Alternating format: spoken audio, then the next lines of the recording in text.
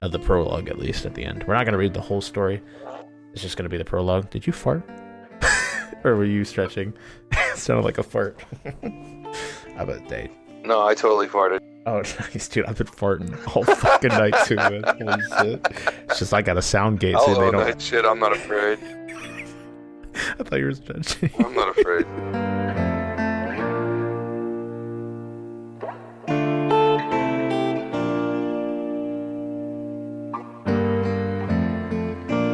Hello, everyone. Welcome to episode 82 of the Thought Patrol podcast. We have returned yet again this week, talking a little bit about film. Got a few topics we're going to brew over in regards to movies, cinematography, stuff like that. We'll get there when we get there. Again, it being a very slow time as we move slowly into Q1 for video games, there's not too much to talk about. So we're branching out a bit. There'll still be an interesting discussion. I think you guys will enjoy it. It's just going to be a little bit different this week. And, well, we do random shit all the time, so it's not that big of a deal. We're a geek-based podcast, comic books, and I would say that we have video games and movies and such. We more heavily discuss games than anything else, I think, though. Like, we barely talk. I mean, I think we've maybe had one episode dedicated to comic books, and that was just at a convention. Oh, I had to turn my fan off, and it's immediately hot. So, good start. I'm excited, but well, I think January is a good month to practice branching out into other fun geek topics because we're not just interested in gaming. So it's good practice. I guess. I don't know jack fucking shit about film, so this will be an interesting episode indeed. As it will be practically a lecture. No, I'm just playing. All right, so let's get right into the episode again. We're going to start with intros. This week we're going to do a little curveball. I'm going to start with this week. I know, branching out, doing things different, changing up the rotation a bit. I didn't do much this week. I'm getting excited for Resident Evil coming out on the 26th, I think. I just know it's the Friday coming up when this episode releases. I don't know what day exactly it is. Might be the 24th. Might be the 24th. I'm not too sure. But I know it is this week coming up, and that's exciting. It's on a Friday. I've already purchased the game. I got it on sale. The beautiful aspect of the internet, you could find things on sale that haven't even come out yet. So I got Resident Evil for like $46 on Green Man Gaming, so that's pretty cool. I'm excited to delve into that when it does come out. And I have like a week and then until Kingdom Hearts comes out, and then I'm going to be playing that. So definitely going to be excited to kind of relay my feelings on those games once I take a dive into them. But besides that, literally still been playing Final Fantasy. Been grinding the fuck out of Final Fantasy. Still having a bunch of fun with that game. And for the most part, it's just been gearing classes. I'm trying to get it set up where I have 3 classes, each that exist in the healing, DPS, and tank role. So I could swap between the 3, get them all geared to hopefully around 390-ish, which is a good thing that will give me access to everything currently in the game before the expansion comes out. And then I can take the time to get those classes pushed up to expansion level, blah, blah, blah. So I've picked my 3 kind of mains in those 3 departments, which I think is a good way of doing it.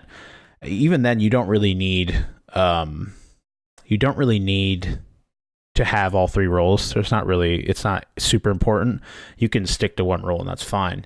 But I like the idea of being able to swap out in case for some reason team composition changes or anything like that. I like being able to change between those classes. And I found a class from each role that I really find enjoyable, with the tank being the Dark Knight, the healer being the Astrologian, and the DPS being the Summoner. All very fun classes, very interesting kits, and they all are both aesthetically appealing and also just fun to play. Their kits are nice, they work well, and besides the Dark Knight, they're all pretty helpful. I would say. I mean, if you're a good enough Dark Knight, you can do well in any instance, and this game really doesn't punish you for playing something that's not as good as others, because you can make up for that as long as you're geared. You can still pretty much do instances without having too much trouble. It might not be as easy, but it's still possible. It's not like if you're playing the worst tank in the game, you literally cannot tank. All the classes are designed to still be like applicable to current content without you just being completely shut out of it or having a really difficult time of doing it, which is nice. Like the one thing with like WoW is there are classes that people literally would not touch because they were so dog shit, and people would not level them. There'd be no point because you would not, no matter what you do, you just are not, you don't have the values, you don't have the kit, or they've changed it in one way to make it where it's just not worth the time to level it. And I haven't come across anything like that in Final Fantasy, which is nice. The way that they do the gearing and the way that all the classes work, I haven't come across. It's just like you're just don't play this class kind of thing. All of them are pretty much applicable to current content, which is really nice. So I've been again grinding, enjoying the grind, leveling up all my characters, getting the gear, doing the dailies, and just kind of enjoying that world. It's been fun.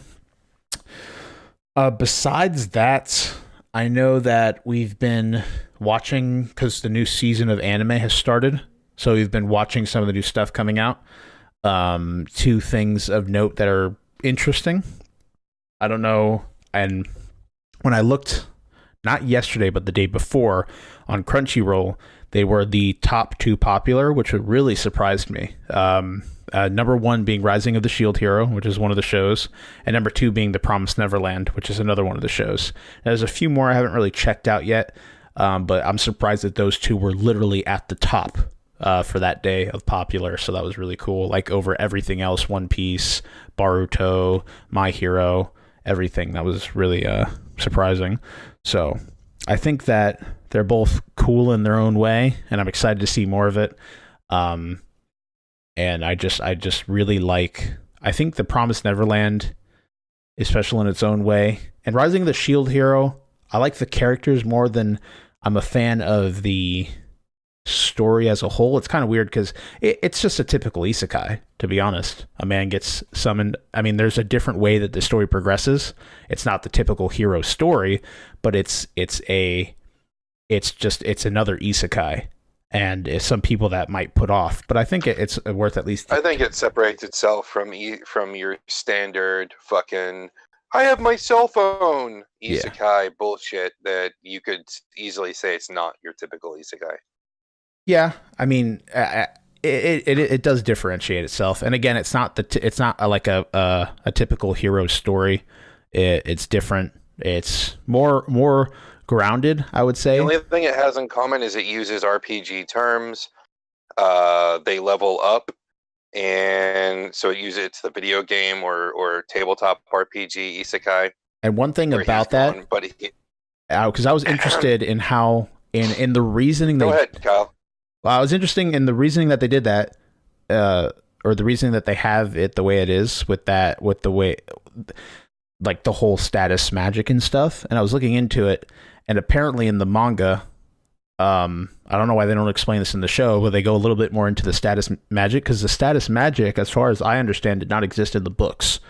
They leveled and stuff, but it wasn't ever like video gamey. It never felt video gamey. It was just like, oh, now you're in a medieval world that kind of has a slight RPG element to it, and the status magic wasn't really a thing.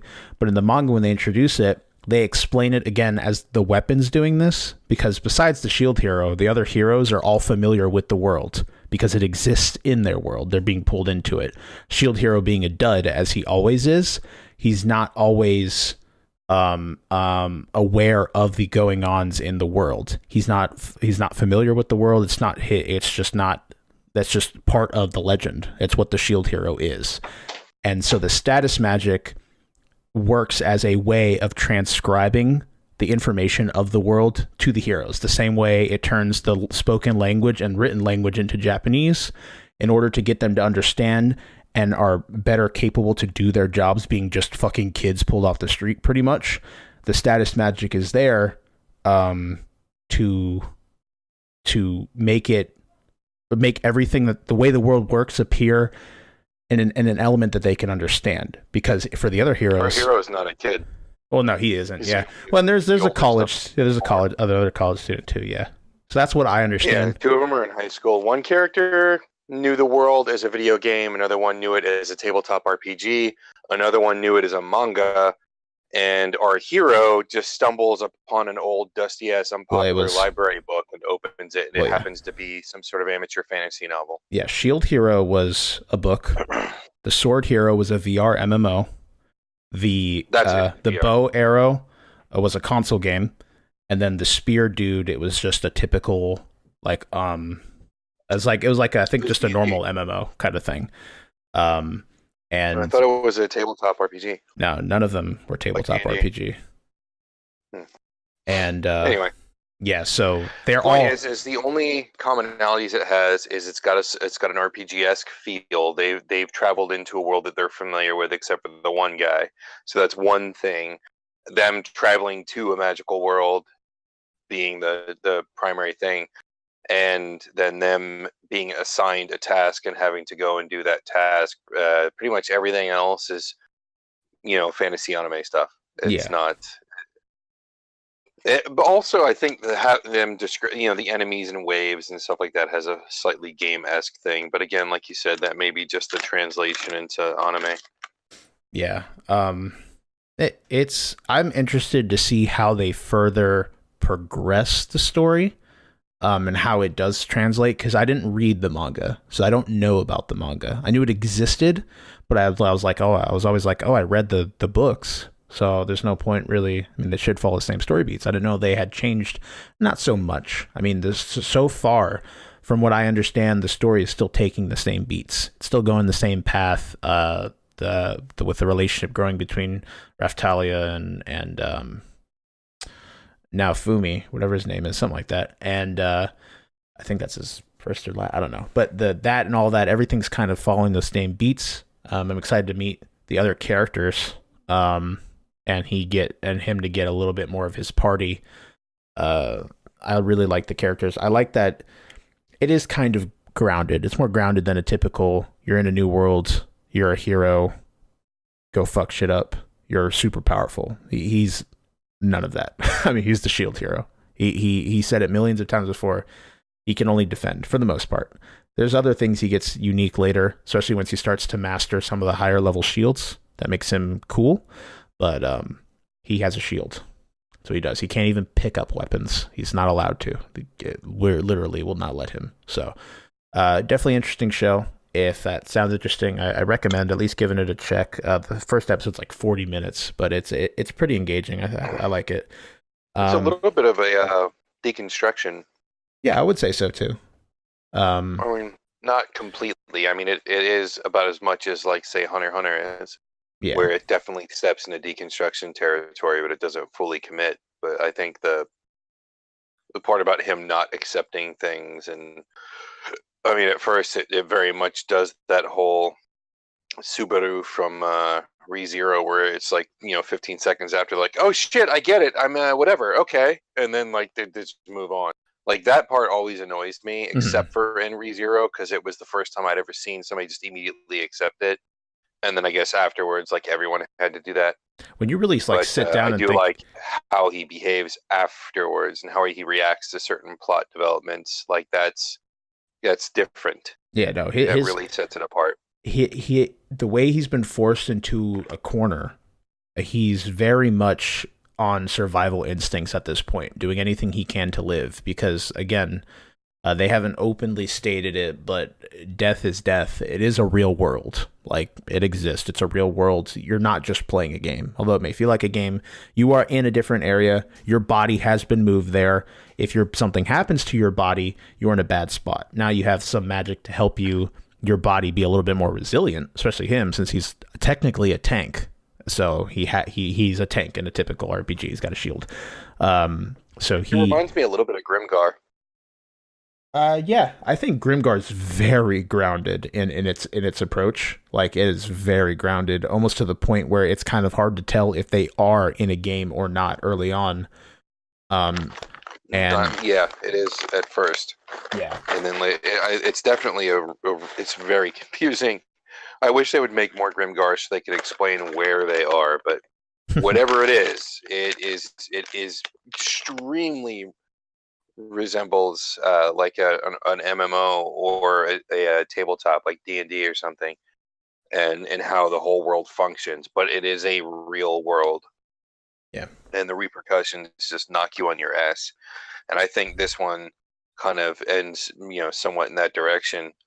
Although this one's not a drama like Grimgar was. Oh yeah, definitely an action show. So that, and then Promise Neverland seems very promising. That was not intended. I was not intended whatsoever. When I said it, I'm like, oh fuck. But it looks interesting. I'm excited to learn more of it. I had seen a picture, and it kind of gave me an idea of like the scope that this may be leading, which has me excited. Something that you don't see too often in anime, and I don't know, man. It looks cool. I've watched the first episode like a shitload of times because I showed it to a bunch of people. I love the audio design and like the music in the first episode. It does a phenomenal job of setting the atmosphere of that episode. Like, from very early on that there is something fucked going on.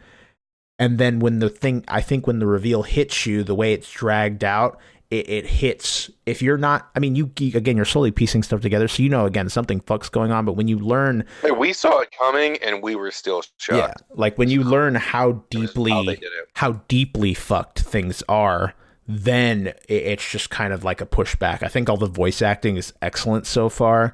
The animation's really good. The music, again, very good. Like the final song they play after the kind of big reveal and everything, and they're back inside the orphanage.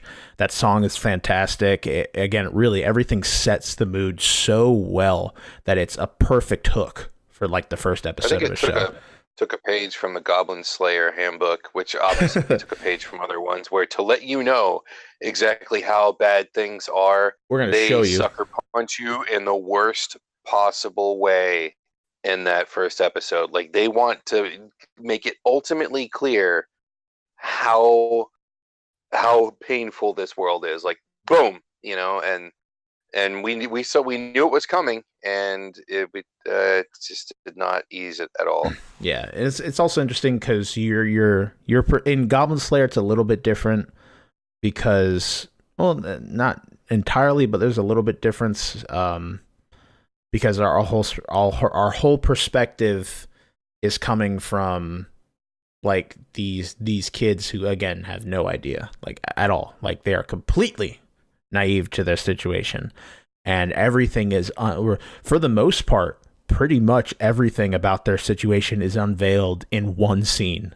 or 1 to 2 scenes, and you're like, okay, we're in it now. And then the way they end it with what happens with the caretaker and what goes on that way, I think everything about it is just such a good hook, where it's just like one of those things where you're like, fuck, I have to wait a whole week to know what happens next, and that infuriates me, kind of thing. And it happened to one of our friends, Hector, because I showed it to him, and it was the same thing with him. He's like, something bad's going on here, bro. And when he finds out, he's like, fuck. He's like, Kyle, I hate you. He's like, I wish I could have heard his dialogue. Yeah. It's like, now I got to wait a whole week. Taking a page from like the old sci-fi writers like Bradbury and well, I can't think of any others right now for some reason. I was about to just info dump, like name drop a bunch of classic sci-fi authors, but where they give you the perspective from children, and it just goes dark. Lord of the Flies, which was William Gold, I think, Goldsmith, something like that. But the very much Ray Bradbury, in the sense of it starts off normal and then just tilts in these microscopic increments more and more and more and more, to the point, and there's not anything happening on screen or in music cues or nothing at all that you can point out that is telling you the plot's going into a dark place, but it's just something about how idyllic everything is and how nothing is really happening and how certain characters talk. It reminds me very much of how a good show gives you exposition without verbally telling you. Oh, definitely. Without sitting down and going, okay, here's the plan, laying out a map, and then all of a sudden you're being told the history of country X and the political agendas because, to one of the characters because the audience needs to know. Yeah. This show didn't have to do that. It functioned a lot like the first Pirates of the Caribbean film, or a lot like Boku no Hero does, where things are released incrementally in subtle ways. Story elements are given to you by them happening or by characters behaving in certain ways. Like, you start to get a feel. And I think by now we've watched enough science fiction and fantasy where this pattern's been used before.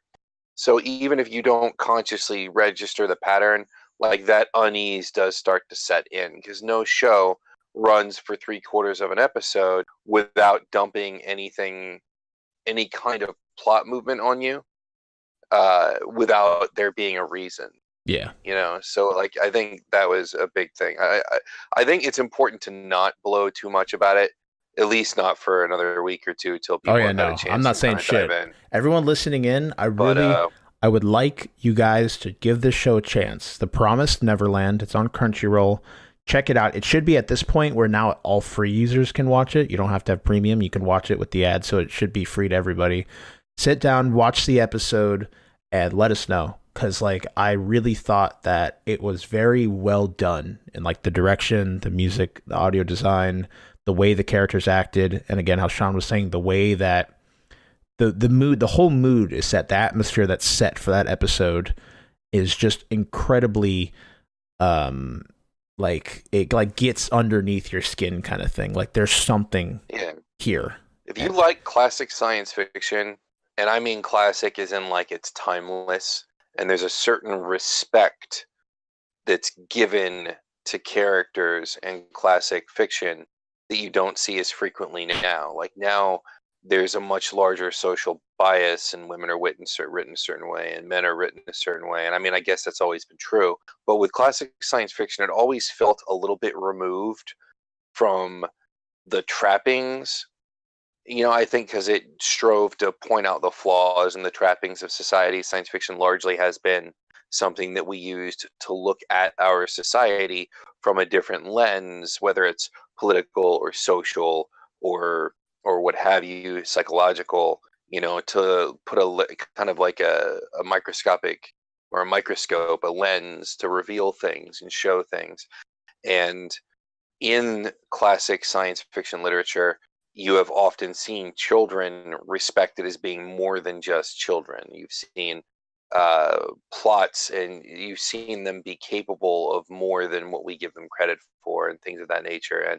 And in this show, these characters are shown to be rounded individuals, to be more than the sum of their parts, and you get a lot of information in one half-hour episode, 22, 24 minutes, than you normally get in the first episode of any anime, and even some of my favorites.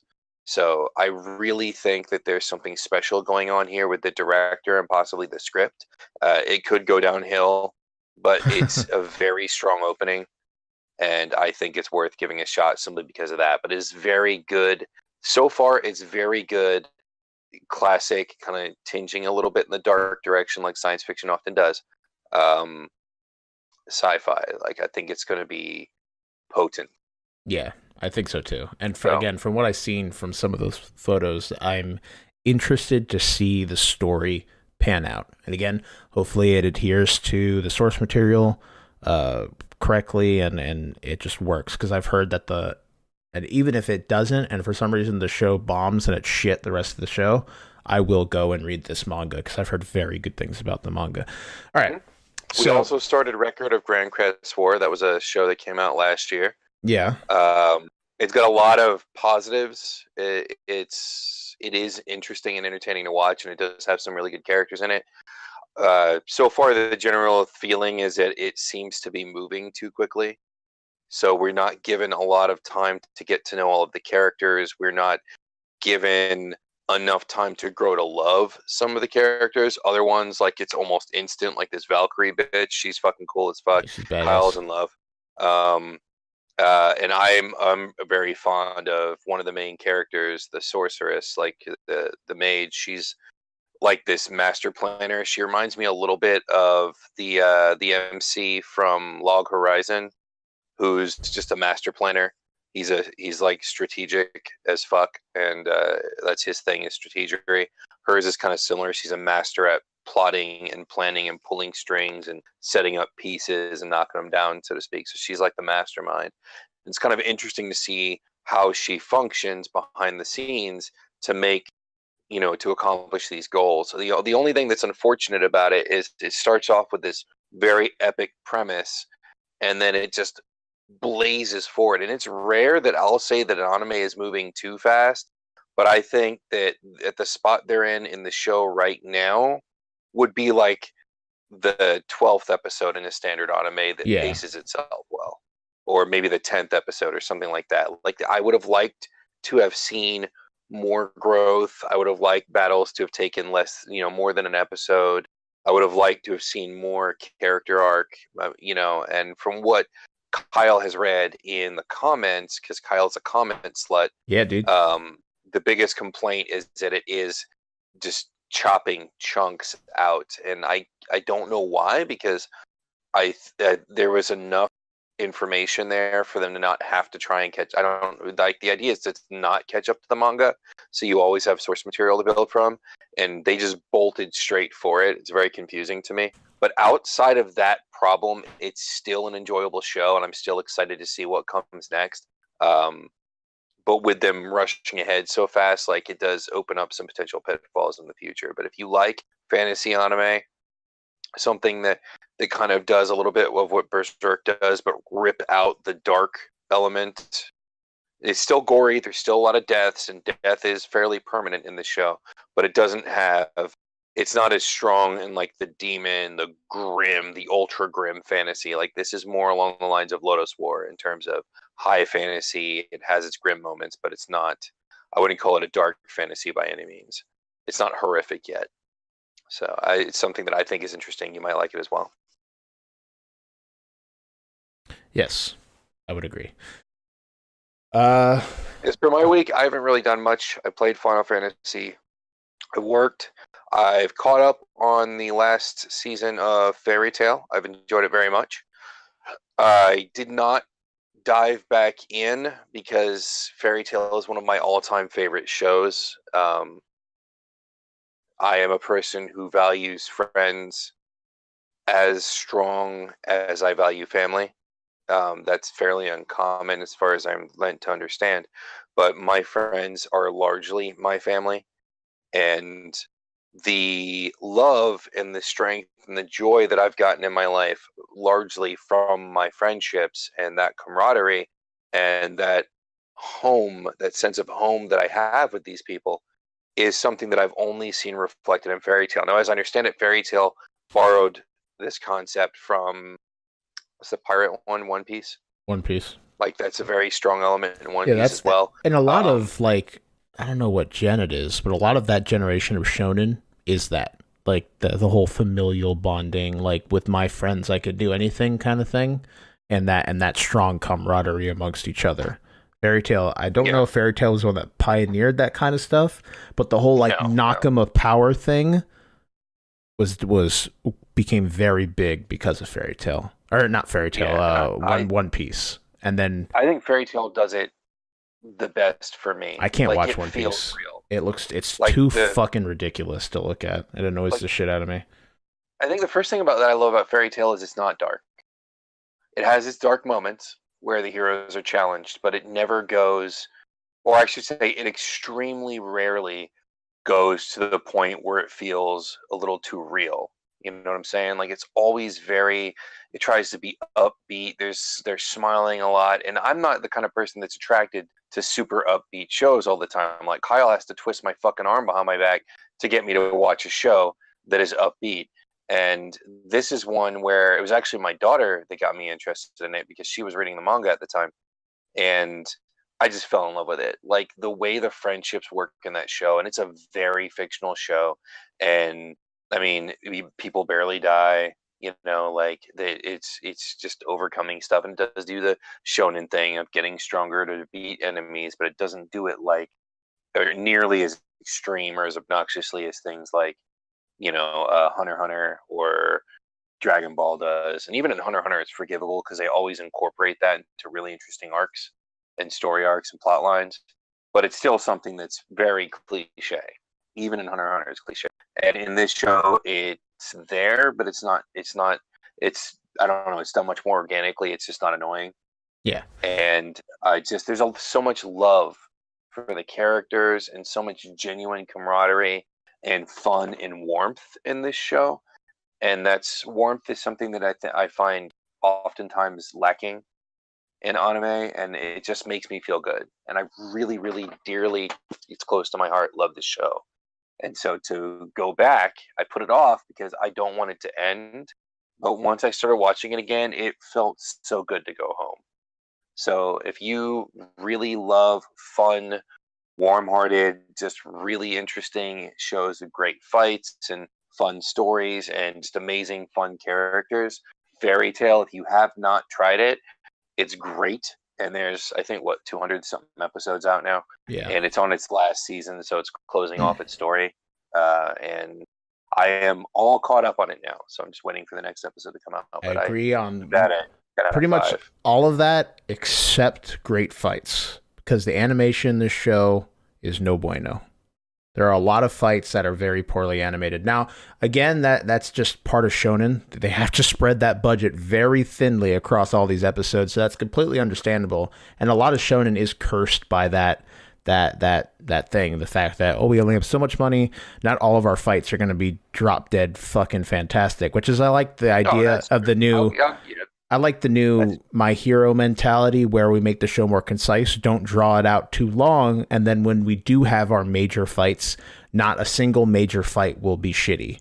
They'll all be fantastic. It's rare that there's an actual fight in My Hero. Like, Boku no Hero paces that shit out. Most of your story in Boku no Hero is character development. Yeah. It's them going through their lives. And then when they do have a fight, it happens in bursts. And there's a lot of... Everything that in Boku no Hero is very deliberate. And Fairy Tail does it more like the main characters are all almost consistently OP. And so most of your fights are fairly quick, or the small ones. And then when they run into large ones, the more important the fight, the more animation goes into it. So your major epic fights are extremely well animated. And then your smaller, they have grades, and the lower down on the gradient you go, the less effort they put into it. But the characters are what make Fairy Tail special. So I don't really see any flaws with the animation. I mean, it gets a little goofy at times. I wouldn't say it's like the best of the best, but it's nowhere near the worst. Like, I'd say it's somewhere in the middle, maybe above average.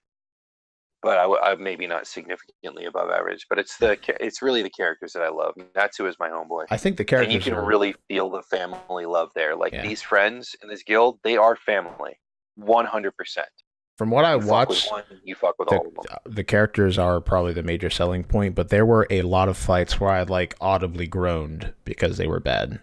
Like in some of the more major arcs. The earlier parts, because every season was done by a different studio. I watched all the way up to when they had that mage tournament and Natsu was fighting the light and dark games. Yeah. A lot of those fights were trashy. Like stills, or the whole typical shonen, my face is gonna fly at you real quick with lines blowing past me, and then thing of light, and then the other dude falls over, or he explodes and gets hurt, or you have it's just it just wasn't good. I was not invested in a lot of the fights for the spectacle. It was much more this character needs to prevail in this situation, will they do it? And then the weight was there. But besides that, it was just more of can we skip to telling me who wins? I'd rather that just happen. Let me move a couple of minutes ahead. We'll see who wins, instead of me just having to go through this. It's almost like if you get to you're watching, it's a Sunday night and you're watching American Idol and they're about to tell you who wins, and then they cut to commercial, and then now I got to wait to find out who wins and what I care about, and then sit here and watch all this stuff it doesn't really appeal to me, kind of thing. That's fair. Not that the show's bad. I really do think it's a good show, especially if that's something you're looking for. Like good characters, their interactions. Do you remember the other show we watched where the relationships between the characters really felt super genuine, besides Boku no Hero? And the animation was fucking trash? No, because that fits. That character. Because there were moments in Twin Star. Like some genuine, like... Oh, early on. Cool moments. And then in the last arc that was there. But I'm thinking something that... It might have been... I don't think it was Twin Star, though. I think it was something that we both enjoyed, but we enjoyed it because the relationship just felt so genuine. I felt like that with Violet Evergarden. Plastic Memories had that, which was pretty cool. What else? Usually a lot of that is like big pushing, driving forces in like dramas and stuff like that, and you don't often see it. I mean, in really good action shows, it's there because that provides that weight. It's like, oh, hey, you care much more about the outcome of a fight if the characters engaging in the fight have well-built motives, well-built characters, and you genuinely either want to see them succeed or fail. Not fail just because they're bad, but fail because you have there's a genuine reason to not like them that is well built around them or something like that. And I think My Hero does that perfectly. Again, they deliberately build motives, they build characters, and all of it leads up to these grandiose moments where these fights happen. And not only are you invested in the fight because of the weight behind these two characters engaging in fisticuffs, but also the fact that the spectacle of these two super strong dudes beating the fuck out of each other, and just all of that culminating together with, on top of that, fantastic music.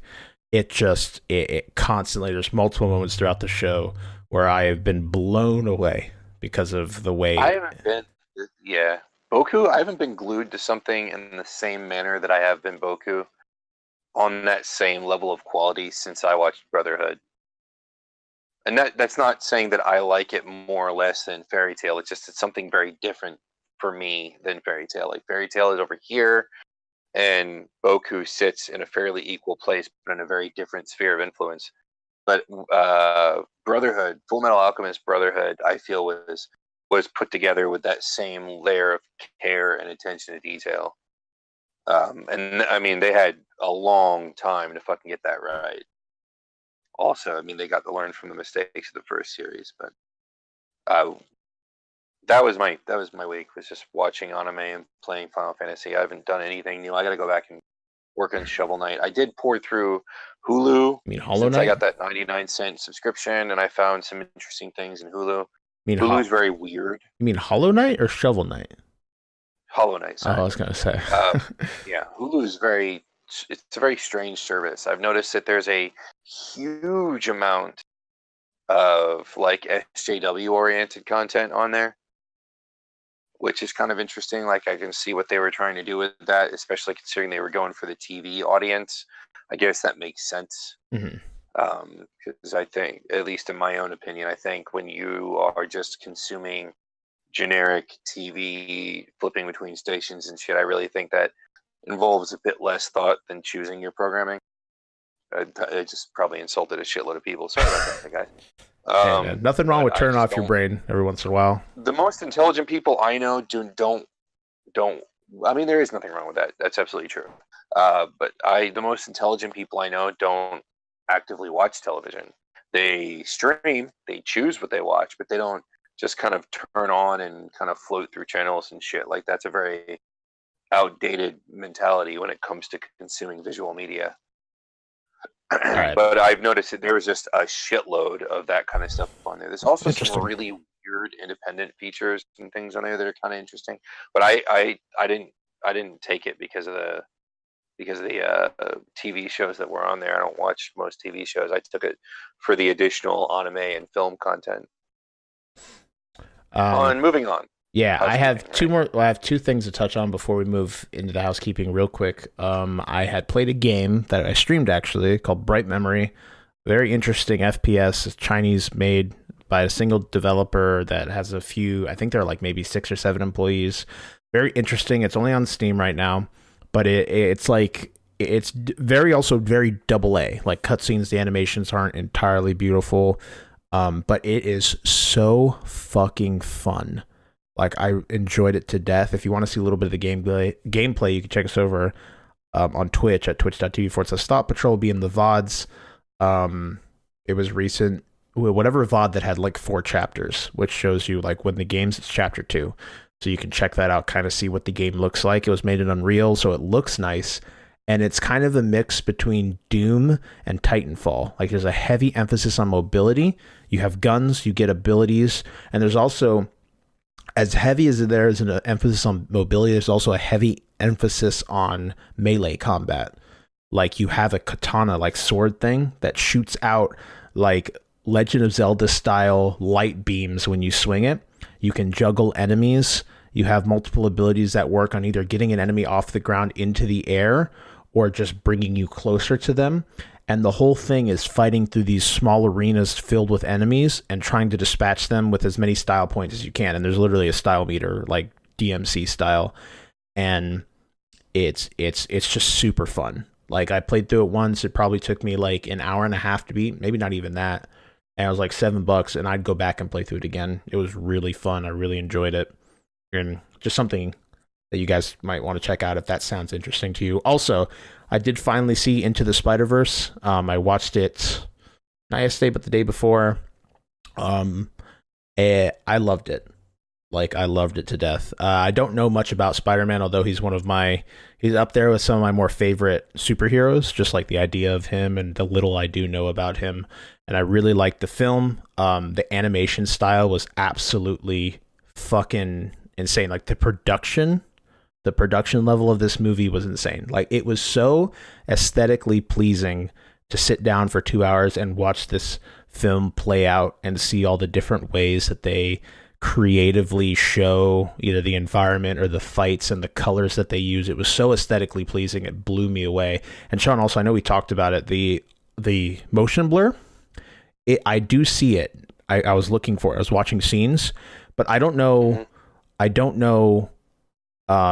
like where you were seeing it, because I saw it in one scene later. Do you remember when he was running through this from the very beginning, from the moment it opens on a scene to the part where he was running through the city putting stickers up and shit? Yeah, you know what? I've seen, because it was throughout that scene, it was like 50 times worse than it was through the rest of the movie. Like, so somewhere between when his dad picked him up and he got in the car, I think I was still seeing it then. I remember remarking that to Will, who is one of my friends that went to see it with me, about how really, really bad it was, and that it was going to really, I didn't know if I was going to be able to enjoy the movie. It was so awful. And then somewhere, I think about the time he grabbed her hair, was when it actually started to calm the fuck down. And then I was like, all right. I saw it. Okay now. Now, the way I saw it was when they show off the there's like this comic book effect that they have on a lot of the models in the world, where it's like the object itself, and then it's almost as if you were looking through like 3D glasses, kind of, but nowhere near as exaggerated. So it has a blue or a green and red line, like coercing like the outline of the object. And in some because they used to be drawn that way in the 80s. It wasn't that called like, no, that's not rotoscoping.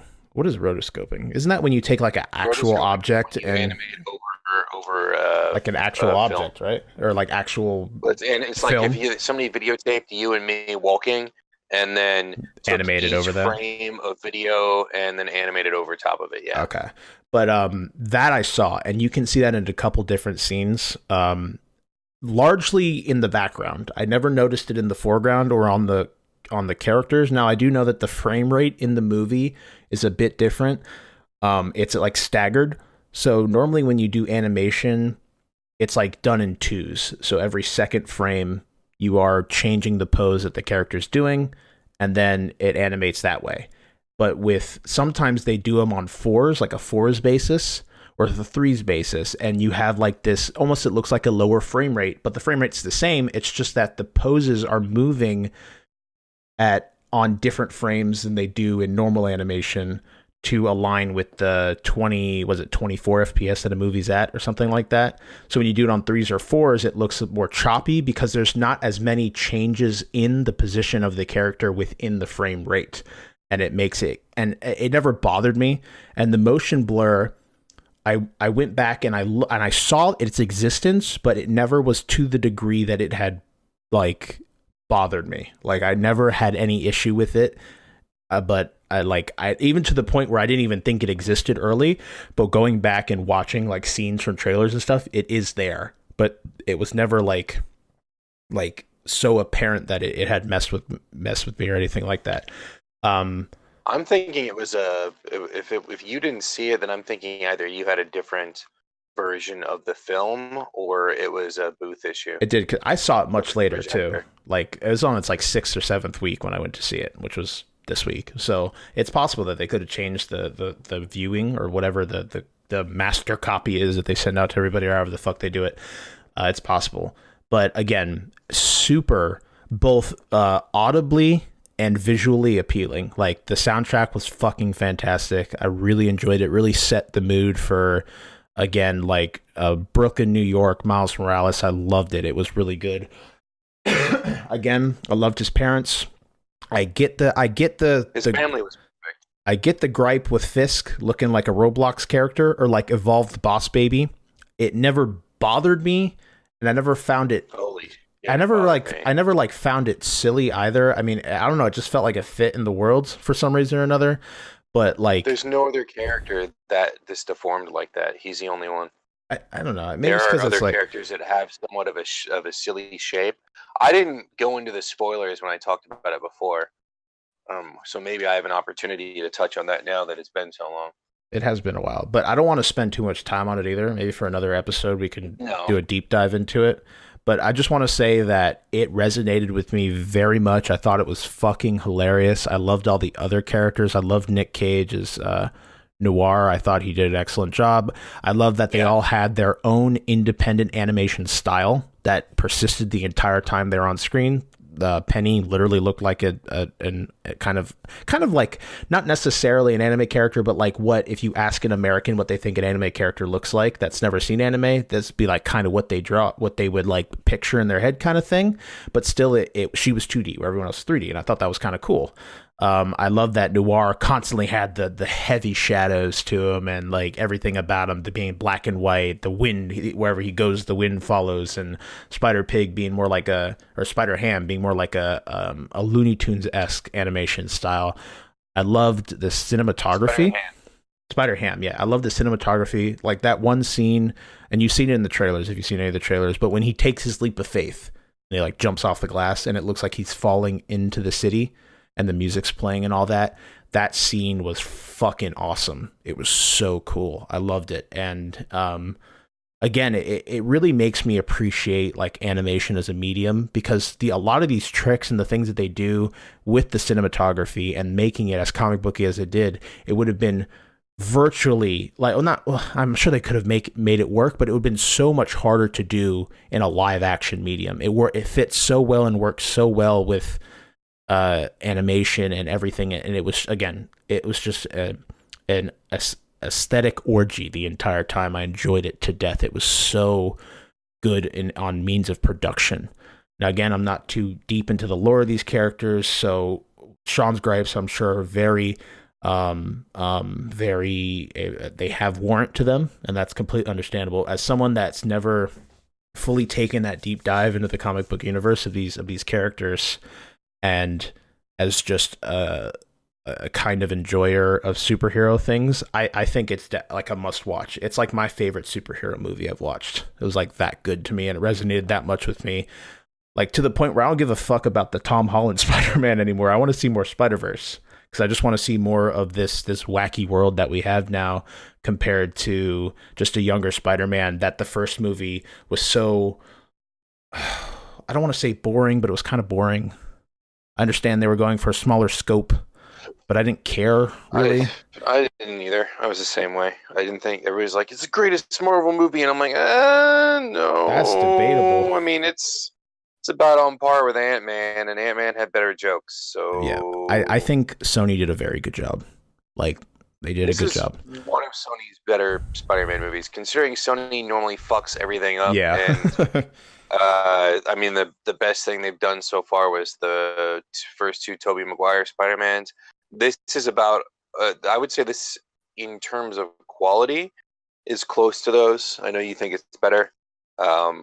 I think they got the character better in the I think Tobey Maguire Spider-Mans. I think Tobey Maguire Spider-Man is still probably one of the better Spider-Mans, like the character, but I think in those films he's the best part of them. I didn't really think the movies were all that good, but I thought Tobey Maguire as Spider-Man was good. But like recently going back to watch those movies, I don't know why everyone loves them to death. I think it's a nostalgia thing. I'm not entirely sure. They got the villains right. Like, they got Doc Ock pretty much spot on. They got Goblin pretty much spot on. As a matter of fact, they humanized Goblin more in the film than in the comics. Like, Goblin's a 100% lost cause. Like, Osborn rarely has human moments in the comics anymore. Like, it's been a long time. And in the show, you saw him struggling with the insanity and trying hard not to be the villain and then losing to that madness. Like, the characters were different, but they pulled what Marvel's doing now. None of the Marvel characters you see on screen for Avengers are really what they are in the comics, but they were able to sufficiently grab the heart of the character and what makes them and bring that over, even though they changed a bunch of other things. But the only one that they did not get right was Thor. And he's just gotten worse and worse as the movies have gone on. The only thing saving the movies is that they're fun. They're still fun. But he's absolutely not Thor. Like, that's not Thor. Okay. One final thing. Everyone else they pretty much got on.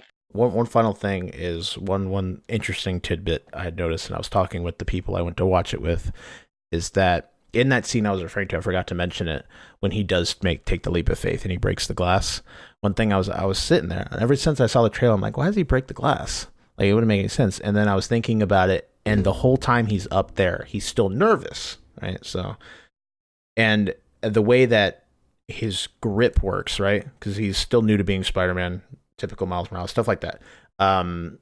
When he needs to relax to loosen his grip, so it shows that in that moment, because he's pretty much back against the wall, he really has to become Spider-Man in this moment, or everything bad's gonna happen. I don't want to go into deep spoilers, and in that moment, even though he does jump, he's still so nervous that he pulls the glass with him and it shatters it because he has the grip on his hands. He has to force himself off the building, which I thought was a very cool little detail as to that whole scene, because there's a lot being told without any like major dialogue happening, at least from Miles. A lot of it's like him thinking of what's going on, and I thought that was really cool.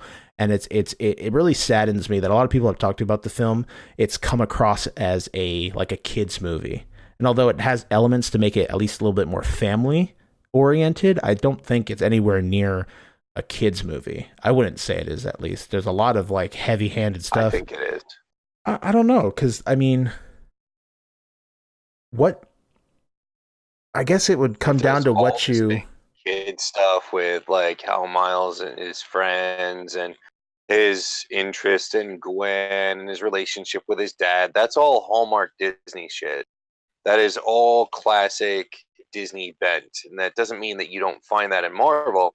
But Marvel just it uses a different. I don't know. It handles those a little bit differently.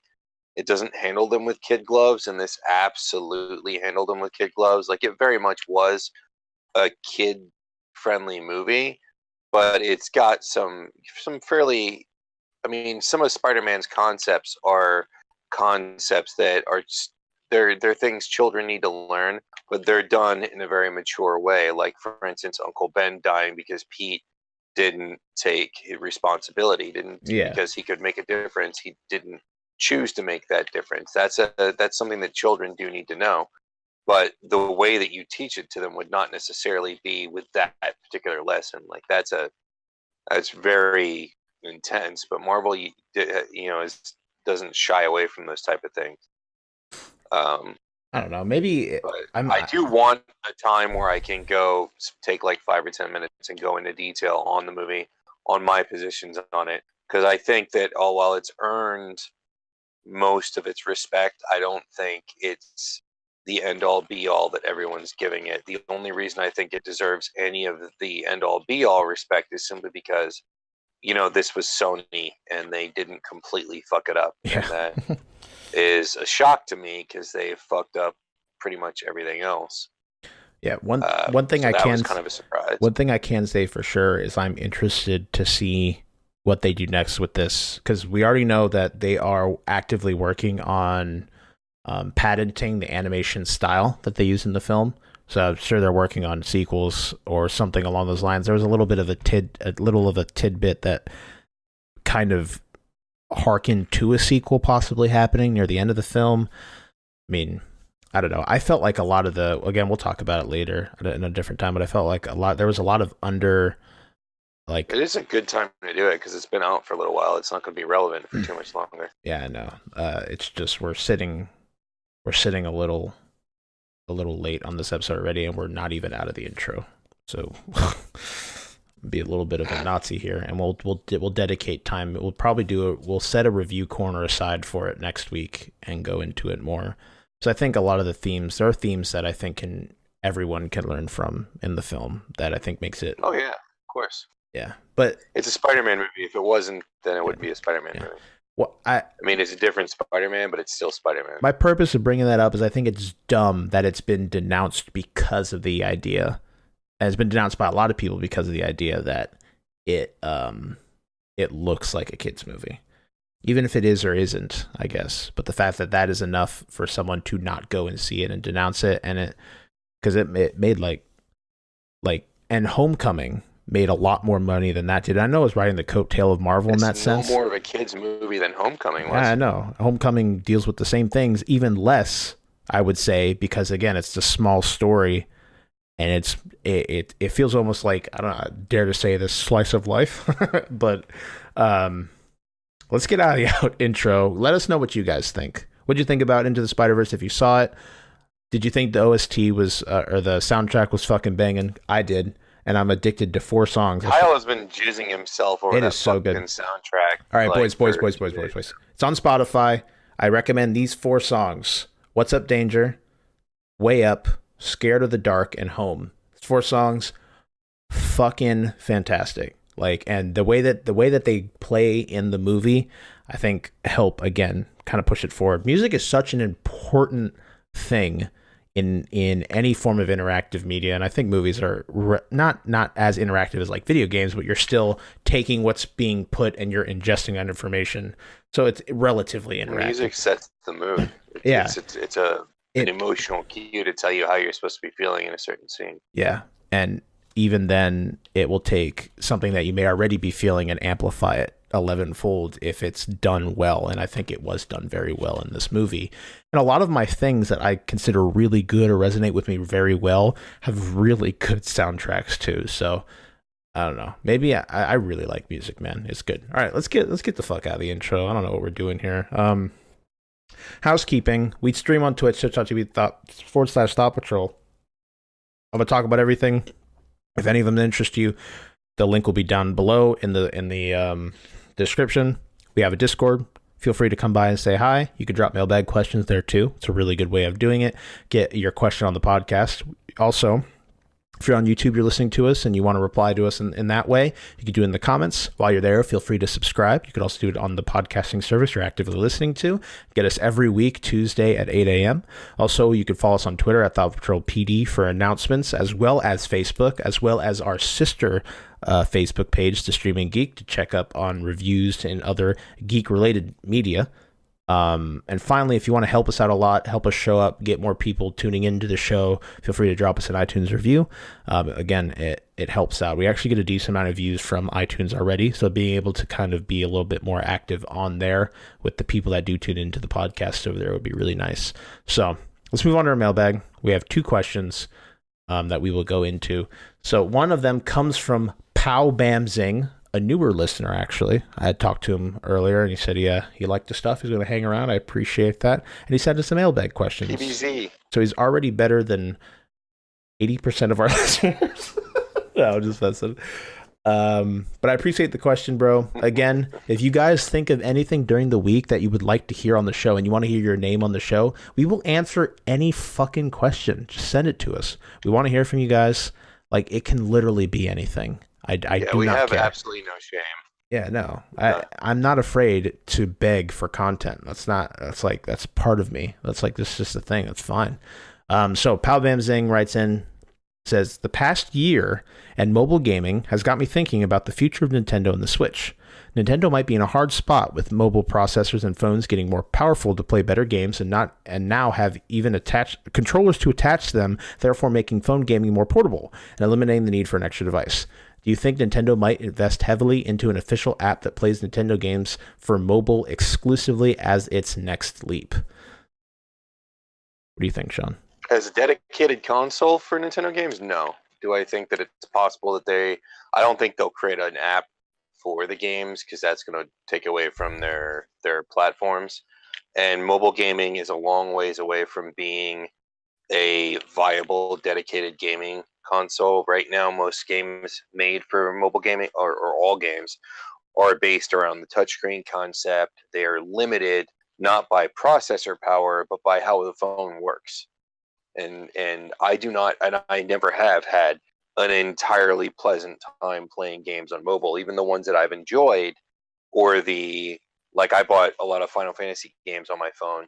They're still a pain in the ass to play, but they're good enough that they're okay to play on the go. But it's still, gaming will always, in my opinion, be a complete experience when you are using a dedicated peripheral to play it on a separate screen or on a dedicated gaming machine that is built around all the concessions needed to have a complete experience playing the game.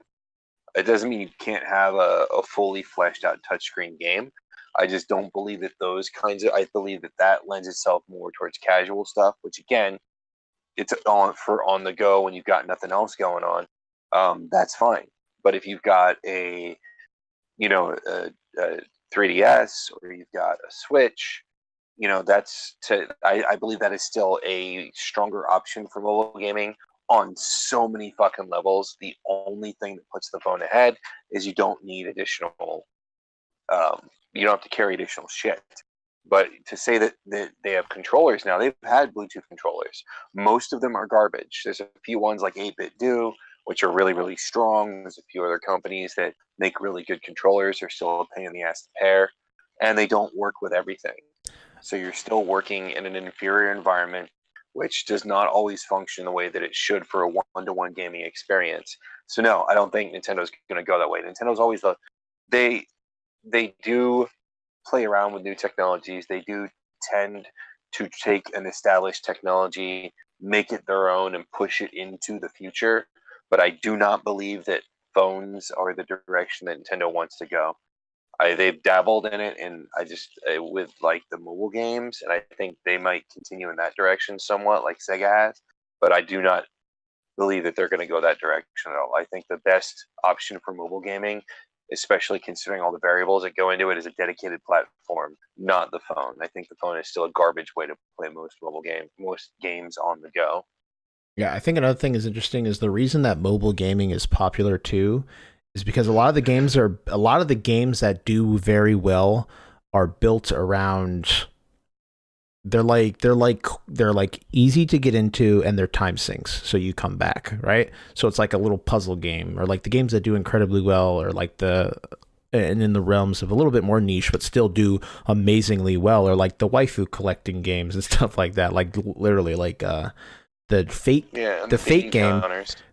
game was like number 2 in top grossing like 1 week, like a month ago or something like that. Like, it makes a shitload of money. It makes so much fucking money. It's insane how much money people put into this just to collect these sprites and level them up and do things. But again, even Fate, it's designed around, a lot of these battles happen on their own. They're turn-based usually. You like hit a button and it works. They're built around the touchscreen. A lot of it is built ease of access, so it truly is portable. And the fact that they are easy to get into in their time sinks. I can't see Nintendo releasing something like Xenoblade Chronicles 2 now available on your phone with our new phone connecting peripheral or whatever. No one's going to carry, because you carry your phone and your phone's always with you because you need it. So it's nice that you can sink time into it playing a game that's not particularly demanding at the time. Like, I have issues. I have the Switch. It's supposed to be this mobile thing. I don't fucking take it anywhere. I barely, and even if I do take it somewhere, I'm sitting down and doing something. And it's big as fuck. I can't just put it in my pocket. So a lot of the time, even though it's technically a mobile thing, like it's designed to go, a lot of the time I use it is in areas where I'm stationed. I'm not doing anything. I'm not doing it, taking on the bus or shit like that. I might bring it to work maybe, and I could do it there. I love the Switch for what it does and the fact that it works well, and Nintendo knows how to make games on inferior hardware, which is cool, at least considered to current.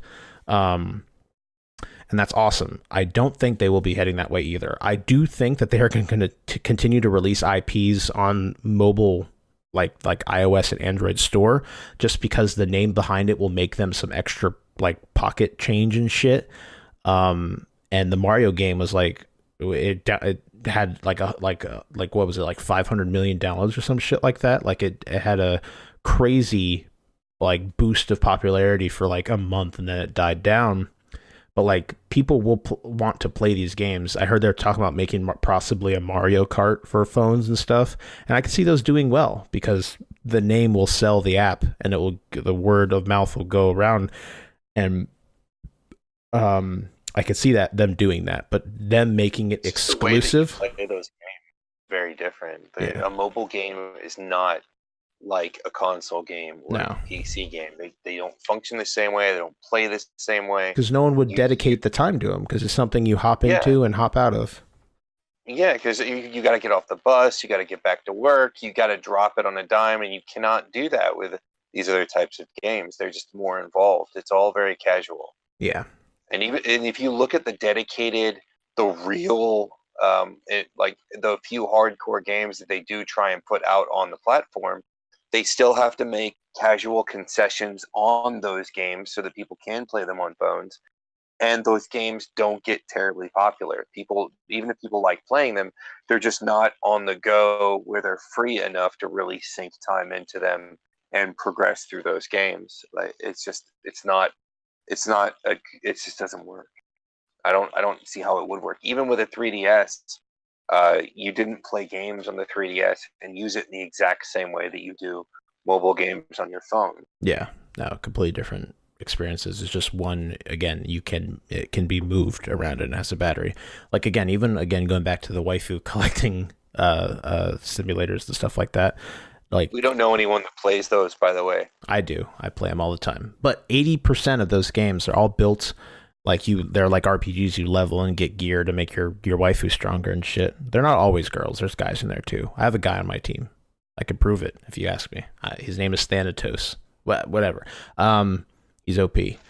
But a lot of those games, they're built around, again, time sinks. They take a long time to get ahead. A lot of the characters are harder. Sometimes you can spend money to summon more characters, but you can grind out the in-game currency and stuff like that. All those games have an autoplay feature where you can sit your phone down, continue doing what you're doing, and the game will play itself for you, so you can reap the benefits of having put time into it while not having to be completely focused on the screen. Because again, it's something that they're always designed around easy to get in, easy to get out of. And that will not work with Metal Gear Solid 5 or like a heavily narrative experience like God of War. It's not something that I can see working when you're trying to get, you're on a bus surrounded by 60 people. 3 of them are homeless. One you think might have just stabbed you, and you're trying to get to just get to work so you could work your miserable life making sandwiches at a Subway where no one appreciates. I'm just playing. But things just got real, real deep. Yeah. No, I love my job because it's not that bad. It's not that bad. Don't worry about it, boys. I'm not in any type of anguish or depression. We're good. But yeah, I think Nintendo will still put their IPs out on mobile again, just because it's a market that really isn't. It really doesn't have like a AAA developer dominating it. Really, a lot of it are like other companies trying to make work with what they can do, and it's a big cash cow. There's a lot of money in mobile gaming if you just strike the right spot, find that niche, find the people that will be willing to spend money for a stupid bullshit second currency on your game so you can get all your energy back, and so your kid in Harry Potter isn't strangled to death or something like that. So yeah, that I don't know. I can, but Nintendo's all about the gimmicks, but I don't think they're that into it. I think that they will stick with what they have. The Switch, again, it paid off and it works well. I consider it more of a console experience than something that, and it just happens to be something I could pick up and move, like the 3DS. It's a little bit stronger, but I would not consider it a platform for mobile games, because all the games for them are all still like console experiences or AAA gaming experiences, something that you would dedicate time into. I won't be playing Xenoblade Chronicles 2 while on the bus to work. It doesn't work. I can't pay attention. I don't know what the hell's going on. There's too many distractions. It's something you need to sit down and fully attend to the game. Put 100% of your attention there, and that's how you get the most out of it. And they will not do that on phones because it's just not something that works in that environment. So, thank you for the question, though. What do you guys think? Let us know. Again, any way you want to. Comments, Discord, send me an angry email. I don't care. Appreciate it. ThoughtPatrolcast@gmail.com. Send me that angry email about the fact that I talk shit about Subway or whatever. But again, if you guys want to send us questions before we move on to the other one, again, Discord, Twitter @ThoughtPatrolPD, Facebook, email, everything below. I'd love to hear from you guys. So next we have a question from Handsome Jack, and I'm going to try and read this, and I'm going to butcher it to death because it's Swedish. I'm pretty sure it's Swedish. So T-Jaba. You got me curious. T-Jaba, T-Jena, Holla, fuck faces. What's the haps? I'm coming to you today with a little more inspired question. Does that work? I don't know. Than last week's generic crap. A recent IRL incident, with recent I mean about 14 seconds prior to writing this, for me, reminded me of a type of question I could ask. What is something you've done that you're low-key proud of, but is in actuality not that special? I remember being back in high school when I managed to silence an auditorium of more than 1,000 people with just my voice, no microphones or other auditorial enhancement equipment. And I kind of felt like a god right then and there. LOL. Needless to say, this is purely for bragging rights, and if you need an explanation, I slipped on ice and kind of cracked my back. But these strong pain meds sort of have me tripping, so that's why it's random and weird. But now I have to go because the cheese wheel people are here and they're coming to take me away. Yay, song references. Arrivederci. I think that's how you say that, you handsome mofos. Oh, I appreciate the compliment. So that question was we are handsome. The question was a fucking roller coaster. I hope your back is doing better, or you went to go see someone that would help your back do better, and I hope those cheese people didn't catch you. Shawn, do you have something that you are super proud of that's not necessarily warranted? Can you think? I remember useless facts like there's no tomorrow, but useful facts fall out of my brain like Toast in the Wind. I don't fucking know. Song reference. Oh, nice. Yeah, like I am the encyclopedia of useless knowledge, as everyone has. Can we get one? Noticed that a starfish has no brain. Cool. That sounds like the end of the podcast right there. Leave you all with a thought. Starfish has no brain. That's a good Nice. go-to. It's got a basic notochord, but there's no actual functioning brain unit in its body, so it kind of does things without deciding to do things. Interesting. It's a very basic organism. Did you know that seahorses, when they mate for life? Mm-hmm. So do most species of penguin, sandhill cranes, a bunch of different kinds of birds. Yeah. I got called out on one of my facts I dropped where I said that giraffe have... I remember exactly what it was. Wait, I might have the conversation still up.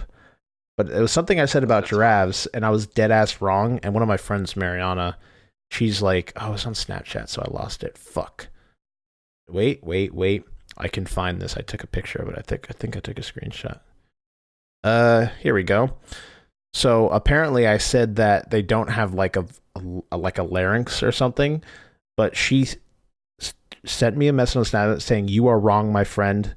And it's a picture on Google. It says, giraffes do have a larynx, a voice box, but perhaps they couldn't produce sufficient airflow through their 13-foot-long trachea to vibrate their vocal cords and make noise. The researchers suspected the reason no one heard giraffe communication was because the sound frequency was too low for humans to hear. So I was wrong, and I got called out. So I got to be more careful where I'm pulling my facts from and not this janky-ass website that's probably giving me viruses. But do you mean that the internet was not correct on something? Right? Like the first fucking time. We need to talk to someone about this. Yeah, like ASAP. This is probably why they shut the government down, bro.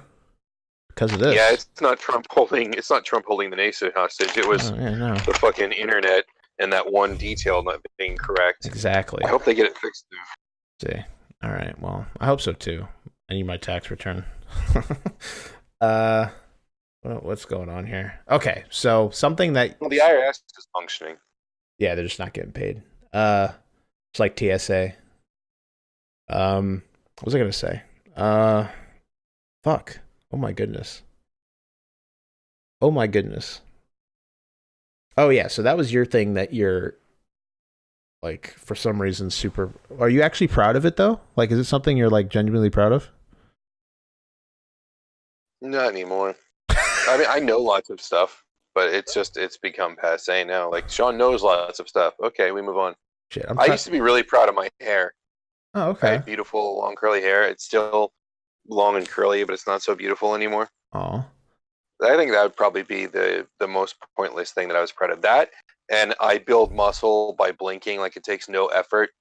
Nice. But my metabolism is like molasses slow, so I don't burn fat. Like so, I have to severely turn my diet upside down and bust my ass to stay in shape. Like I build muscle by gently touching a blade of grass. Like it doesn't take anything for me to do that, but like I gain fat like ridiculous. So the only thing I ever had to really be proud of in my physique was my brain, which isn't my physique, and I had broad shoulders and beautiful hair.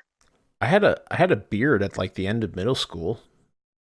That's pretty weird. I remember being I would say so. It wasn't like a full on beard, but it was like connected and shit. So it looked nice, and I was always happy that like Tyler, the one that's been on, one of the hosts of the podcast, been on before, he still has no fucking facial hair. He's a grown ass man, and he just cannot grow a beard. And I'm glad that I was not cursed with that. I love my beard, and I was always proud of it going through like early high school and high school because it looked nice, and I was like, yeah, fuck yeah, I look older, and I've always looked older than I do, but I was proud of my beard. I'm thinking something that I'm just proud of. I'm not proud of a lot of things that I've done, to be honest. I have another one. Go ahead while I think. I beat some of the hardest NES games when I was like 8. Nice. Okay. I beat the first 3 Mega Man. I beat Ninja Gaiden 1 and 2. I beat Ghosts and Goblins. I beat Super Ghouls and Ghosts. These are games that if you put them in front of me now and I try and play them, I eat giant donkey colon. But for some reason, because of the way your brain works with the reflexive learning, I was just a fucking whiz. I used to call myself a game master because I was proud of this shit. When I was in fucking elementary school and people would ask we talk about video games, there wasn't a game you could put in front of me that I would not completely slay. I was the best person around on Street Fighter 2, I was the best guy around on fucking Mortal Kombat up until Mortal Kombat 3 came out. I was the best guy around on fucking Killer Instinct. Just anything you stuck in front of me, I was just a fucking ninja at, and that's kind of a pointless thing to be proud of. Okay. We didn't really have competitive gaming back then except for fighting games. I mean, unless you count fucking Doom, which was definitely not the same kind of first-person shooter experience that you have now with, our existing crops. Like, they're much more competitive and technical. Doom was not. So the only real things you had to compete with were fighting games, and I was just a fucking whiz. There's just nothing. I beat Metal Gear Solid my first playthrough. Not Metal Gear Solid, I'm sorry, Metal Gear. And Snake's Revenge. Like, just any 8-bit or 16-bit game or arcade game from that era, and I just destroyed them. And that's kind of a pointless thing to be proud of. Okay. I still can't think of anything, to be honest. Like, the few things that I am proud of that I've accomplished were things that, like, actually I think were, like, not useless, I would say. But I can't fucking... Like, there's no weird things I could do that, like, I'm kind of proud of that no one else can do, kind of thing. Like, I could lift my foot. I cherry stem in the knot with my tongue. Oh, that's nice. I can't. I can't, like, magically shove my foot into my own ass or anything like that. Like, I'm not super flexible. I'm like an average run-of-the-mill guy. I've had a lot of people. Even that, I don't even know it exists. A lot of people tell me that my voice sounds nice, but I fucking doubt it. I think I sound. But like, people said that I have like a radio voice, but I don't fucking see that. You get a lot of like subtle character to your voice that comes through. It's something to do with how it comes out. The air passes through your throat. There's a little bit of slight raspiness to it. Yeah, gives it some extra detail. I could see that. I like one thing I guess I kind of was proud of, because I didn't think he was ever a bad looking dude, is a lot of people think I look like Seth Rogen. And it's just something that's persisted down my entire life. And I've constantly been compared to Seth Rogen. And when I was like earlier high school, I thought he looked nice. I mean, he was kind of fat back then, but then he didn't get as fat. And then I think he looks nice the way he looks now. So I always thought that was someone like low key telling me I wasn't ugly. And I appreciate that. So I was kind of proud of that. I always got Kevin Smith or Weird Al Yankovic. Like, it was Kevin Smith or Weird Al. When I was younger, it was Weird Al. When I got older, it was Kevin Smith, and I did not take that as low-key handsome. Nothing against Kevin Smith. I love the dude, but I did not take that in the same way. So, yeah, I don't know. Unfortunately, I don't think I can answer this question. And now, the moment we stop recording, something's going to pop in my head. And if it does, I'll let you know. Or you'll be like, fuck that, dude. I'm awesome at this. And I'll be like, you should have fucking said that, even though you're not awesome at it. You should have said that. I have such, like, a blindingly... So I have like you adapt very quickly to video games. So when you start playing something you're unfamiliar with, you adapt to it very quickly. I mean, I've spent like 40% of my life playing video games. So that's probably why. But I like I'm just trying to trying to help. I understand that. I had something that I was gonna say. Oh, I have like such like this blinding like love for animation that I will watch animated things like multiple times. Like, I've seen all of like Attack on Titan like 4 times just because I like watching the animation. Like, something about seeing how a person portrays another person that doesn't actually exist and try and make them human in their movement. Something about that is always like, yeah, like I love seeing that play out and see how these people do that, like these artists and stuff. So like I can watch, like, again, as I said earlier, I watched the first episode to The Promised Neverland like 8 times. I showed it to a bunch of different people, and I don't know, and it doesn't bother me because I just like seeing it again and seeing the animation and seeing, I don't know, something about that. And I can't say I can't really say I'm proud of it. I think it's cool and I like it, and I like that it's like a quirk that I have because I enjoy it so much, but I'm not necessarily proud of it. I don't know. What about you, Alex, besides this? And all you guys listening in, let us know something. And if I think of something, Alex, I will at you on Discord, bro. I'll let you know. But I'm drawing a blank here, man. I fucked up. So, that was the mailbag. That's pretty much it. I think we answered these questions sufficiently. At least the first one.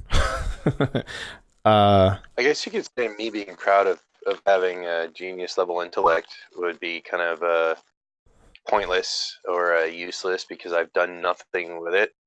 So that kind of neglect, like, why it's not like I fucking turned into a rocket scientist or solved world hunger.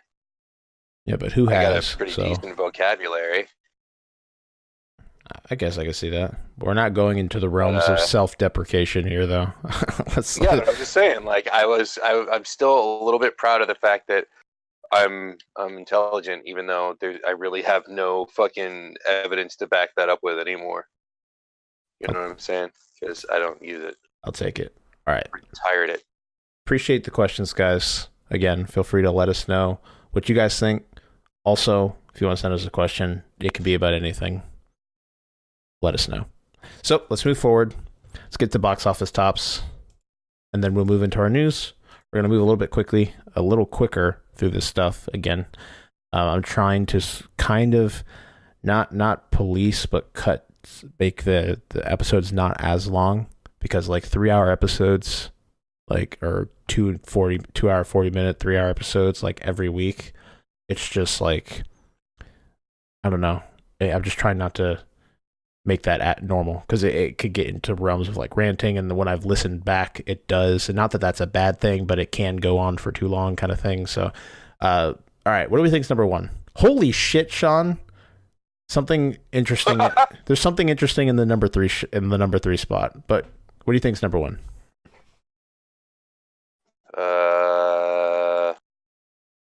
Didn't something just come out? I literally talked about it earlier this episode. Yeah, that thing. That's okay. Number one. All right. Yeah, Glass came out. It's sitting at number one with 40 million in its first weekend. Pretty good with a budget only 20 million. At number two, we have The Upside, still doing pretty well, sitting at 15 million for the weekend, sitting at a total of 48 million worldwide in its second week. At number three, Shawn, what do you fucking think number three is, bro? You would not expect it. It's something different. And it beat Wet Thor for this week. Something beat Wet Thor. It beat Wet Thor. That other movie. Thanks. It's actually it's Dragon Ball Super Brawly, the Brawly movie. Made 10 million. Oh yeah, that was just released in theaters. It made $10 million over the weekend, sitting at a total of $86 million worldwide. In its first week still, technically. That's very interesting that Dragon Ball is number three. That's cool. At number four, we have Aquaman. So Dragon Ball beat Aquaman. Now, it doesn't matter that Dragon Ball just came out and Aquaman's in its fifth week. That doesn't matter. Dragon Ball beat Aquaman. Fuck you, Marvel. Although I really don't give a shit about Dragon Ball Super, to be fair. Although I do like broccoli. I don't know. Let's go. At number five, Spider-Man Into the Spider-Verse, sitting up there, pulling 7 million for the weekend, sitting at a total of 322 million worldwide. Still has made more money foreign than it has domestic. Just barely. It's like 2%. But I wonder how well it did in Japan. Because I know like superheroes are pretty big. I don't know how big Spider-Man is in like Asian countries. Because I know Superman and Batman are pretty big. But I don't know about Spider-Man.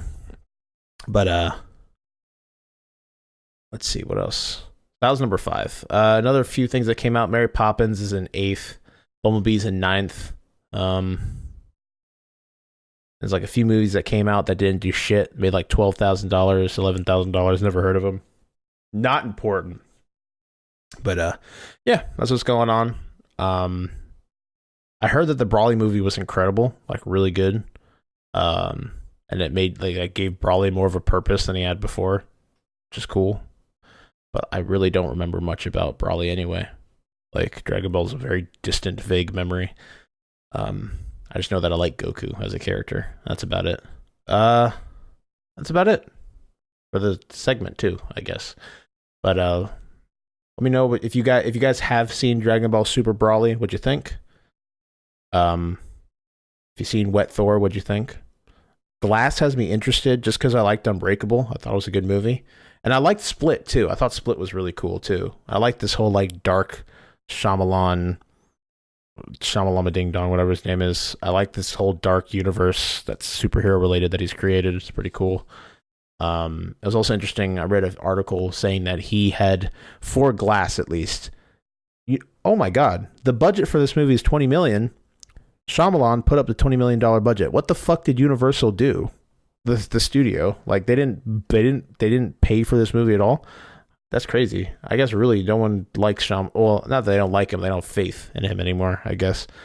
But it's nice to see that it's doing well. I know that he like took out a loan. He had put his house up for collateral, like a bunch of shit just to fund this film and get this movie out, that's dedication, if anything. Especially since he hasn't really done a lot recently in Hollywood. So this is like his kind of like final push. And it's nice to see that it's doing well. Made $40 million worldwide, sitting at $89 million. So that's cool.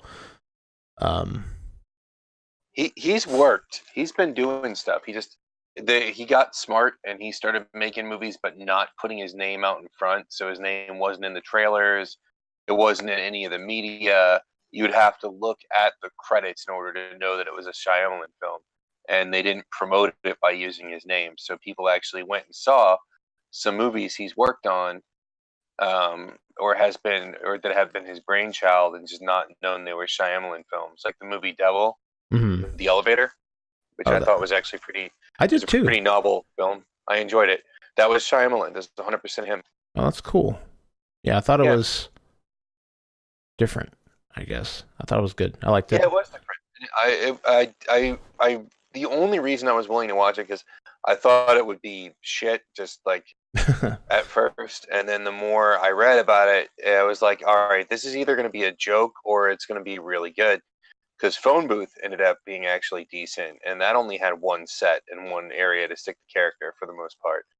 So I decided to give it a chance, and I enjoyed Devil. I thought it was really interesting. It was an interesting concept. I like how it played out, and they were able to take a very minimal number of sets and make a fairly convincing story out of it. So I thought it was pretty good. Right. I think that's when Shyamalan is working his best, is when he doesn't have unlimited everything, and he actually has to think his way through. Pulls a Michael Bay, creating an independent story. Just use all the budget. Okay, so we're gonna go ahead and how the fuck did I lose I had an article here and I lost it. What the hell? I give you a perfectly good article and you can't even fucking keep your hand. Okay, it doesn't matter anyway. I wrote them down, kind of. Actually I lost one. That's bad. But I understand the idea of one of them, so I'll just paraphrase instead of kind of pulling out chunks of information and reading it that way. So that's that. Box office tops list, what's been going on. Shawn, you said you had something to review for this podcast, real quick. Yeah, I got into a science fiction mood, so I decided to watch one older science fiction movie and one newer science fiction movie. So I watched Annihilation, which came out this time last year with Natalie Portman, and I watched Phantoms, which is, I want to say it's from like 90 something. All of a sudden the date just eluded me. You've got a computer, look up Phantoms. Ben Affleck, Peter O'Toole. Also has Rose McGowan in it. Phantoms. And Liev Schreiber. 98? Ben 98, Affleck, there we go. I thought so. Yeah. And Phantoms I've seen 3 times now. And I remember I missed it when it came out in theaters, but it looked intriguing. And I love horror movies, even though 99% of the time they suck. And I remember when I finally did get to see it, I don't recall if I rented it or if I saw it on cable or if I just borrowed it from the library or some shit, but I know I saw it like way later. And I was not impressed. And then I watched it again on Netflix, say like 5-6 years ago, and I was not impressed. I don't know if I was less or more. I just know that I couldn't remember the movie, so when I watched it a second time, it just didn't shock me. This time, when I watch it, I think I've got a greater appreciation for it than I did before, but I still feel like there's not much to it. It feels like it's 45 minutes worth of story instead of, an hour and a half. Peter O'Toole is a brilliant actor. He's always brilliant in everything that he does. And so for him to play this like washed up intellectual, this guy who used to teach for Harvard and he's taught for these British schools and he's super smart and he had this theory about a life form that's existed on the earth for centuries and centuries that lives below the soil. And then you've got Ben Affleck playing Ben Affleck. He's pretty much the same character in every movie. But he just doesn't have a Boston accent in this one. You have Liev Schreiber playing, because Liev Schreiber he's a good actor and he's got versatility, but back then he kind of played one of three characters, either the straight, the guy who always plays by the rules and is boring and he's the competitive love interest or whatever, but he's really just a stuffed shirt, or he plays like this weird, crazy psycho dude, or he plays a charismatic lead, and he didn't really do much of the charismatic shit back then. And this is one where he plays more of a crazy person. Okay. But the basic premise is it follows a little bit like Wes Craven's New Nightmare. There is a entity, it's an actual animal that lives. It's microscopic. It's a little bit like a. I don't even know how I describe it. Like a flatworm. Okay. It functions a bit like a flatworm, but it's bacterial sized. And what it does is it's a colony, and it consumes anything organic it can eat. And it's existed since the dawn of time. And when you have colonies that disappear, armies that disappear, because throughout history there are these weird events that happen where 3,000 men in an army will disappear and there's no witnesses, or large chunks of people, towns will get wiped out, nobody knows what happened, there's no bodies, etc., etc. This happens spontaneously throughout history. And Peter O'Toole's character, the intellectual, he has this theory that there is a life form that wakes up, feeds, and goes back to sleep. And over time, he also has a theory that it uses flatworm learning. Whereas if you take a bunch of flatworms, because flatworms can navigate mazes like mice do, even though they don't have an intelligence, or if they do, it's a very rudimentary mechanical intelligence, they can navigate mazes. So if you take a flatworm that's navigated a maze, you put it back in the beginning of the maze, it will go the same exact route it did before to get out. It knows how to get out now. You take that flatworm, you grind it up into pulp, and you feed it to its brethren, to like say 12 flatworms. Okay. All 12 of those flatworms now know how to navigate the maze. It's dope. Yeah, they use genetic learning. That's something that most life forms do not use. So he theorizes that over time of them devouring things, they learn by genetic learning. So they have absorbed intelligence and knowledge over time. So if they eat an electrician, they know how to work on electrician stuff, right? So to cut a long story short, the last place that it devoured was extremely religious. So devoutly religious that they thought more about Satan than they did God. They didn't fear God, they feared Satan. The majority of their thoughts were about Satan. And I'm not necessarily saying they were Satanists, it's just they were so afraid of him that he dominated a good portion of their thoughts. It was a fire and brimstone town. Okay. So it ate the town and became Satan, or at least it thinks it's Satan. So it's evil, and it basically does things that you've seen Satan do in horror movies. What people would think Satan would do, it does that kind of stuff. Interesting. So you have people that are trapped in this town that is now dead. There's nobody in it, and it can manifest as dogs, as other people, and they're basically it's kind of a madhouse, but in terms of what happens, there's no set established rules, but it can send out drones. So if it eats me, I could show up, could talk like me, act like me. It knows everything I know. It uses my sense of humor, but it's still not me. You know what I'm saying? It's not like I don't have free thought. Like I'm dead. I am long gone. So I'm on a little bit like The Grudge in that way. I'm on IMDb, and apparently one of the scenes there's a boom mic visible. Mm-hmm. They have a goof segment, and it just talks about like stupid shit. Yeah, that's cool. Anyway, long and the short of it is I don't think this is a great movie. I think it's a popcorn movie. It's kind of fun. It moves very, very quickly. It plays with some interesting ideas. The deaths happen very fast, and it moves in spurts. It's very strangely paced because it has these slow sections, and then a bunch of shit happens, and another long slow section. But you never really feel like much is happening, so it's kind of unusual that way. Mm-hmm. Like it does feel like. I think if it was made, like with a better director and even with the same cast, and the casting isn't great, I don't think anybody in this movie is cast well except for Peter O'Toole. I mean, Liev Schreiber does a good crazy person, but they never really build up why he's going crazy or why if he was that way before. It's kind of average. It's above average enough that it's fun to watch on a Saturday night if you don't have anything else to do. But if you don't go out, unless you're a diehard Peter O'Toole fan, because it is worth seeing him in this movie, it's kind of there. I'd probably give it maybe a 5.5 or a 6 out of 10. You know, you don't feel like you wasted your time, but it's not going to knock you on your socks. So it's kind of fun. Okay. And as for Annihilation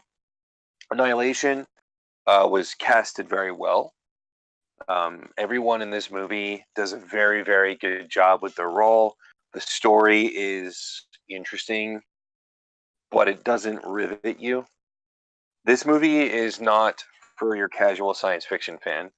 There are two primary lines of science fiction. You've got hard science fiction, which sticks more with realistic ideas or theoretical sciences that could work.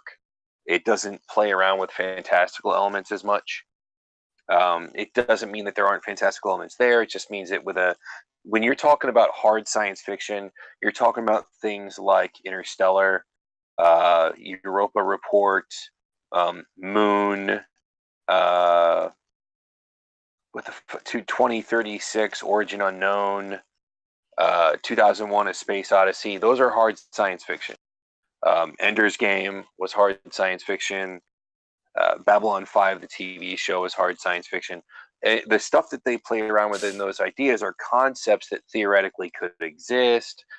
For the most part, they're things that could happen. They're usually based on real science or are real science.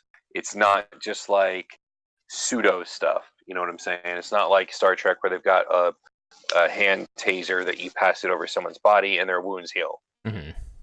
And Star Trek definitely bordered on hard science fiction from time to time, but it focused more on social commentary than the science of things.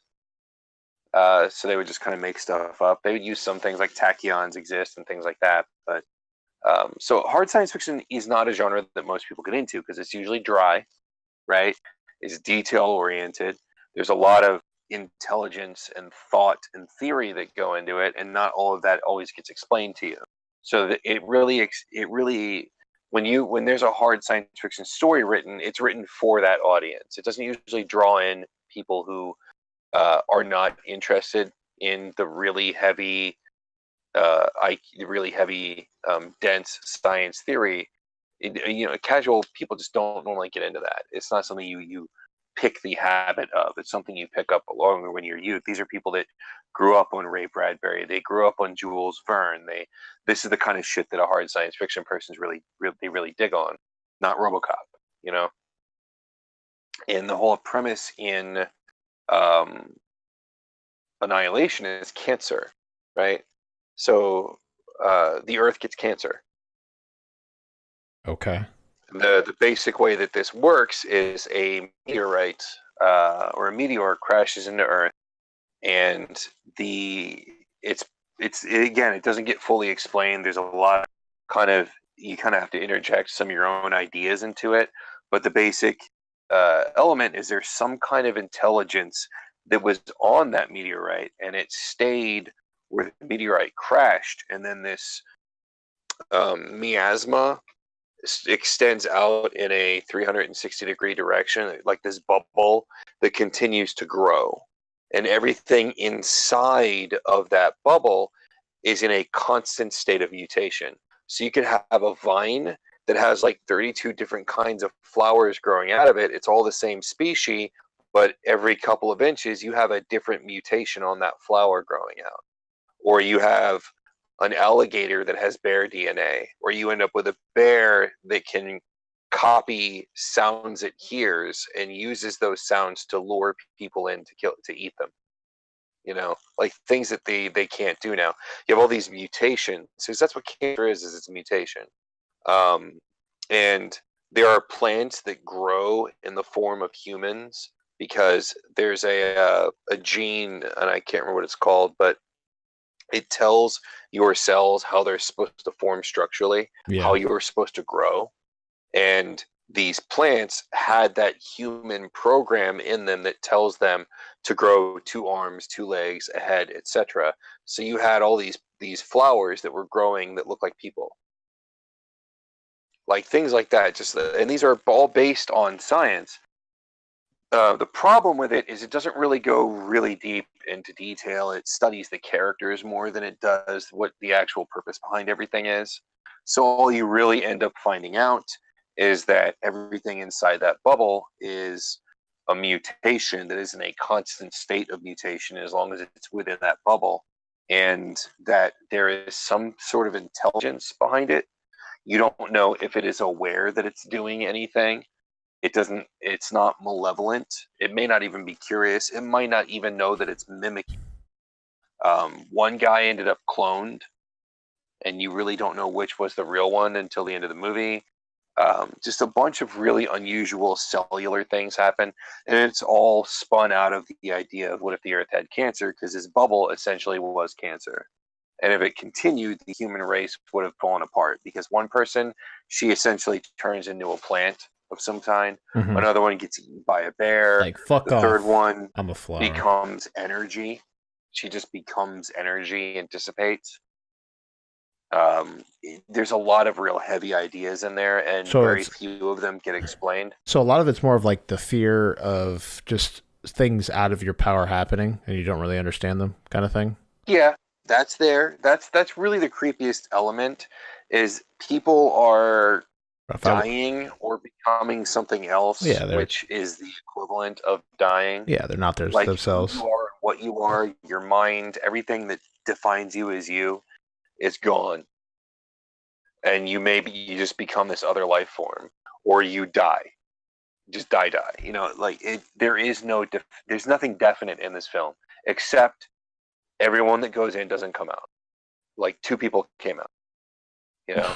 And excuse me. One of them ends up not being a people. One of them ends up being not being a people. A copy. Yeah, it's a copy. Oh no. He is structurally identical to somebody else that went in. Yeah, but it does not share. It's not that person. Just looks like. Yeah, I gotcha. Yeah, he doesn't have those memories. He's not really sure about anything.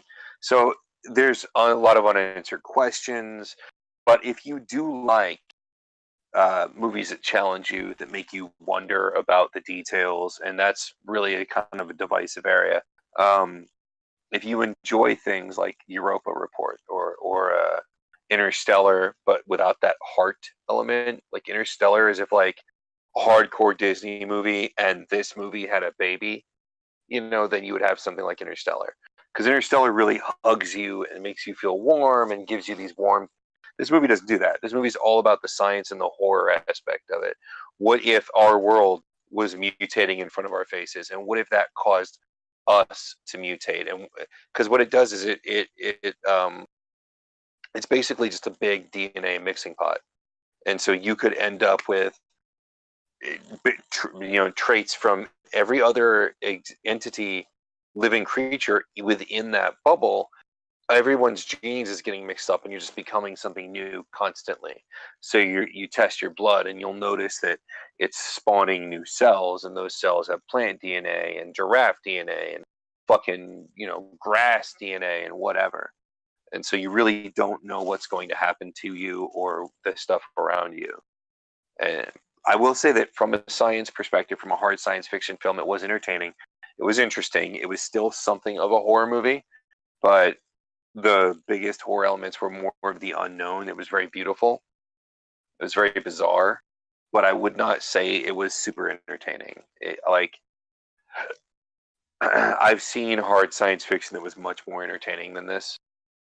And I think really that's the part that where people aren't going to get into it, is because unless you enjoy wrapping your mind around the science of it and the details of it and what's happening and kind of trying to piece together how it's all working, if you take that element out, all you really have is a survival horror thing with some chicks that are going through this weird ass alien landscape that looks a little bit like ours, and they're dying one by one as they try and get to their goal. Then when you get to the goal, all it does is leave you with more questions. It's that kind of film.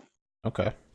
So I would give it. I never gave a shit. I enjoyed movies that had. If you're going to do a movie like this, it's easier if you give people enough details to understand what's happening, or else put enough heart into it that doesn't matter.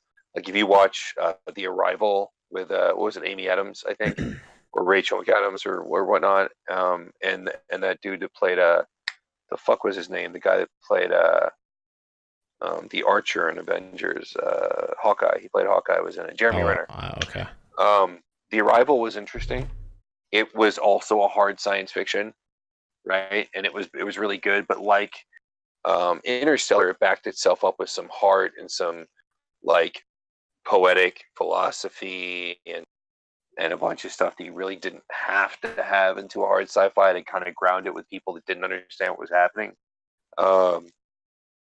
This movie just lacked that, so you don't really feel a connection to any of the characters, so you're just kind of along for the ride, and it's not much of a ride.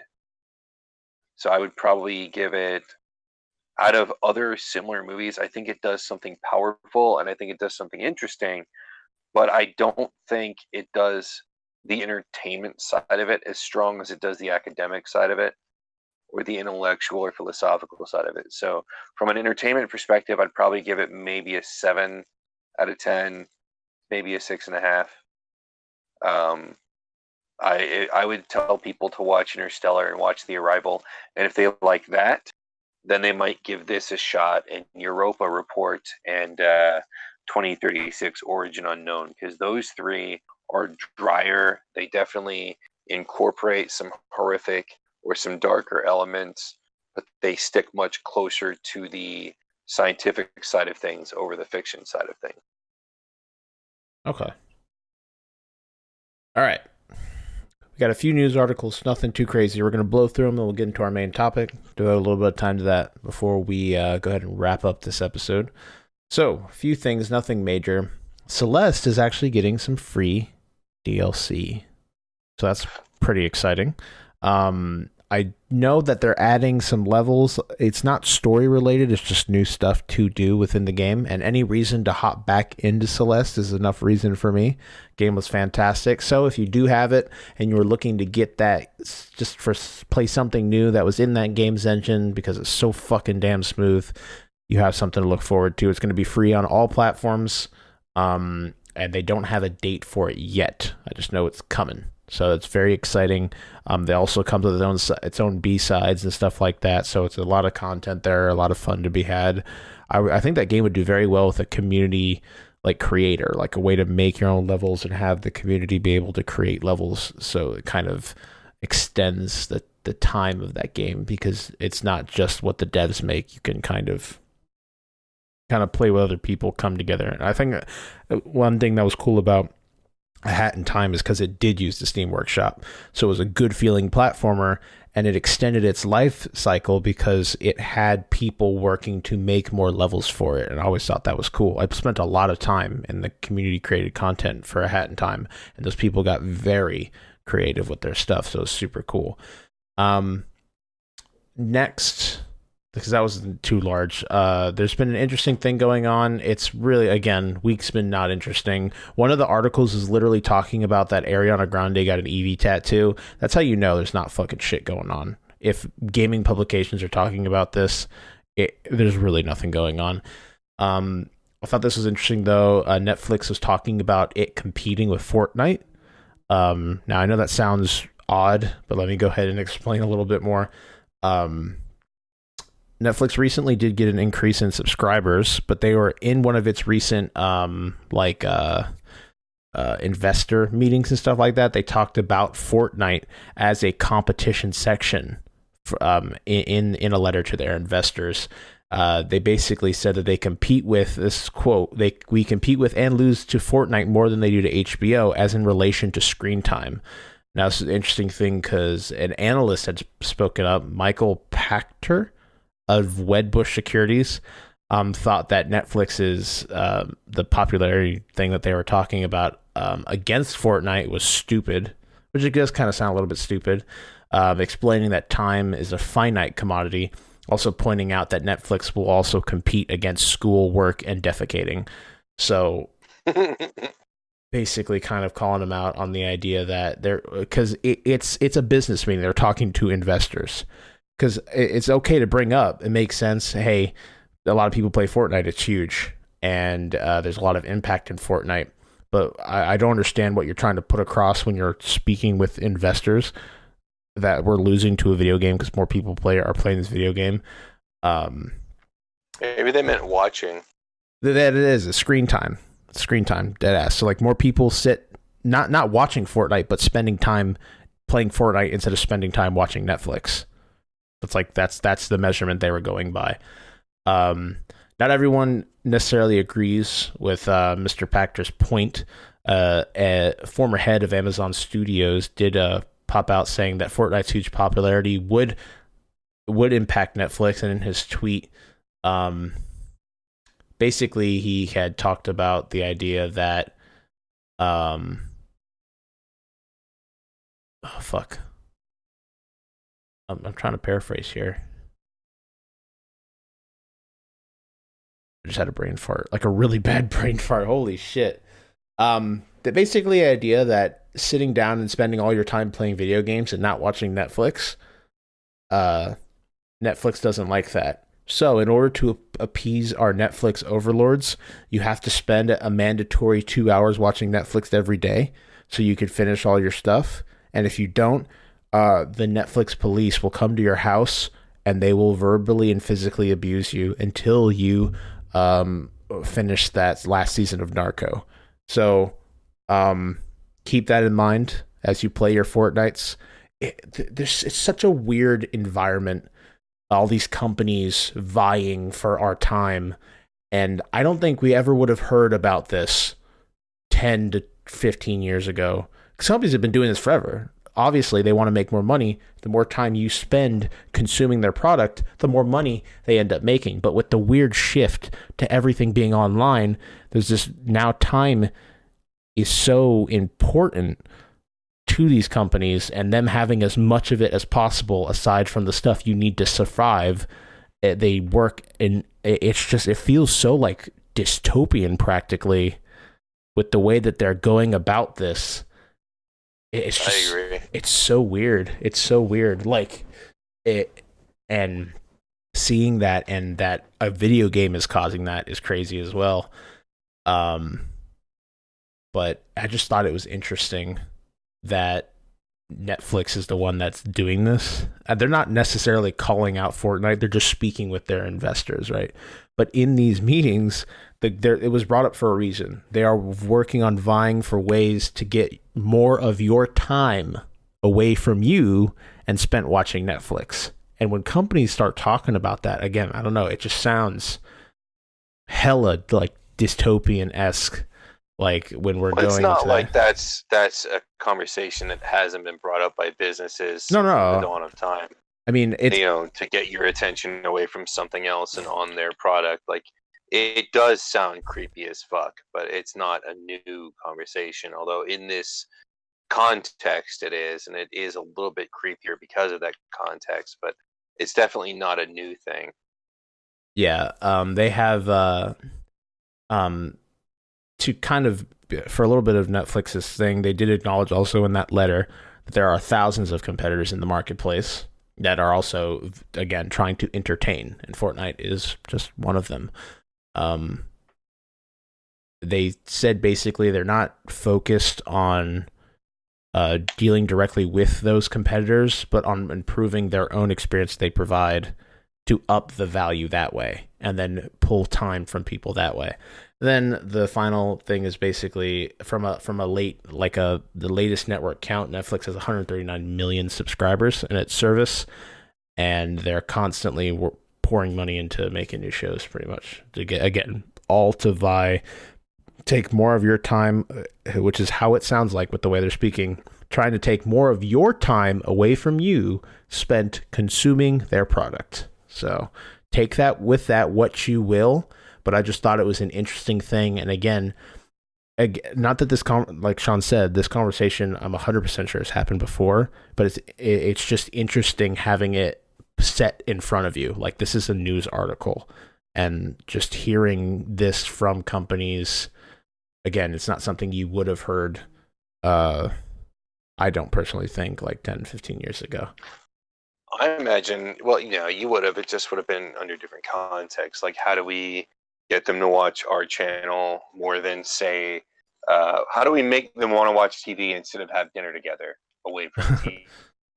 Use the family to spend more. No, this is dude, marketers have no soul. Yeah, no. Like, they are inhuman beasts. Like, people who are in marketing it's one of the most inhuman jobs you can fucking do, because you're sitting there trying to figure out how to psychologically manipulate people to forego the family dinner and watch television with dinner in their laps instead. Number one, it's way less healthy, right? It discourages closeness with the family. I can't even tell you the last time I had a dinner with my family that wasn't a holiday where there wasn't something else going on in the background. Like, it hasn't been since I was kids. Like, and I think that is desperately important for families to do, is to not watch TV while they eat, to set aside like non-video game, non-TV time to bond with each other, because the family unit factually has been disintegrating in America for a long time now. And I mean, TV dinners and marketing are huge parts of that, because they try and tell you that make you think that it's okay, that nothing bad is happening just because you're sacrificing this time or that time and using it to watch movies together instead. Like, we've just changed as a people. And the reason we've changed as a people was because of marketing. So, like, that's a very real thing. And like, the feeling that you're getting off of this isn't all that different from people when they found out that TV marketing executives were trying to figure out how to get families to stop eating dinner together and get them to start watching TV together instead. Sunday night football. Yeah, Yeah. It's really creepy when you think about it. Yeah. So again, let us know what you think, guys. I just thought that was interesting. Again, really not a lot going on, so we're kind of pulling from whatever I find interesting. But finally, Rockstar is in a little bit of legal trouble after their portrayal of the Pinkertons in Red Dead Redemption 2. It actually angered the real-life Pinkerton Detective Agency. Isn't that something? So, again, in Red Dead Redemption 2, they used the real-life Pinkerton, or the Pinkerton Detective Agency. There is I misread. There's a real-life Pinkerton company that is taking action against Rockstar Games over the way in which Red Dead Redemption 2 uses its name for its part. Take-Two is claiming fair use with respect to the Pinkerton name, but court documents that have been discovered by The Blast, I have no idea what the fuck it is, reveal that Pinkerton Consulting Investigations, the real detective agency founded in 1850, had issued a cease and desist letter to Rockstar Games and Take-Two in December. regarding the name. So, Pinkerton Consulting said Rockstar had a, quote, clear affection for Pinkerton by using the name in Red Dead Redemption 2. However, the consulting company took issue with its use in the title because it may have led people to believe that the real Pinkerton was involved in the game's development. So, again, copyright's always a bitch. That's interesting that they were sent a cease and desist and still went through with it for something as small as a name. Like, I mean, I guess if you were farther in development, I guess December, a lot of the game's already done at that point. So I don't know how they felt necessarily about re-recording all those voice lines and changing in-game models to represent that if they did have to make the change. But they're basically demanding Take-Two pay a lump sum or share royalties for the game. And just goes to show, guys, if you want to make something, you have to do as much fucking research as possible to make sure that everyone is okay with just you using a name. And it's crazy how it's almost as like legal actions are not being used to justify like an actual like injustice kind of thing. It's more of like, how can we make money from someone making money? They used our name. And it's interesting because with, like, you think with games, and I don't think they always say this, but a lot of times they always say, like, all of these entities that exist within this world are fictional entities. They are not related to any real world entities. And that's a thing that they say a lot. They say it in movies, they say it in games, because that's the idea. Like, I can't think of anyone that sat down and played Red Dead 2 is like, oh man, these are the real Pinkertons.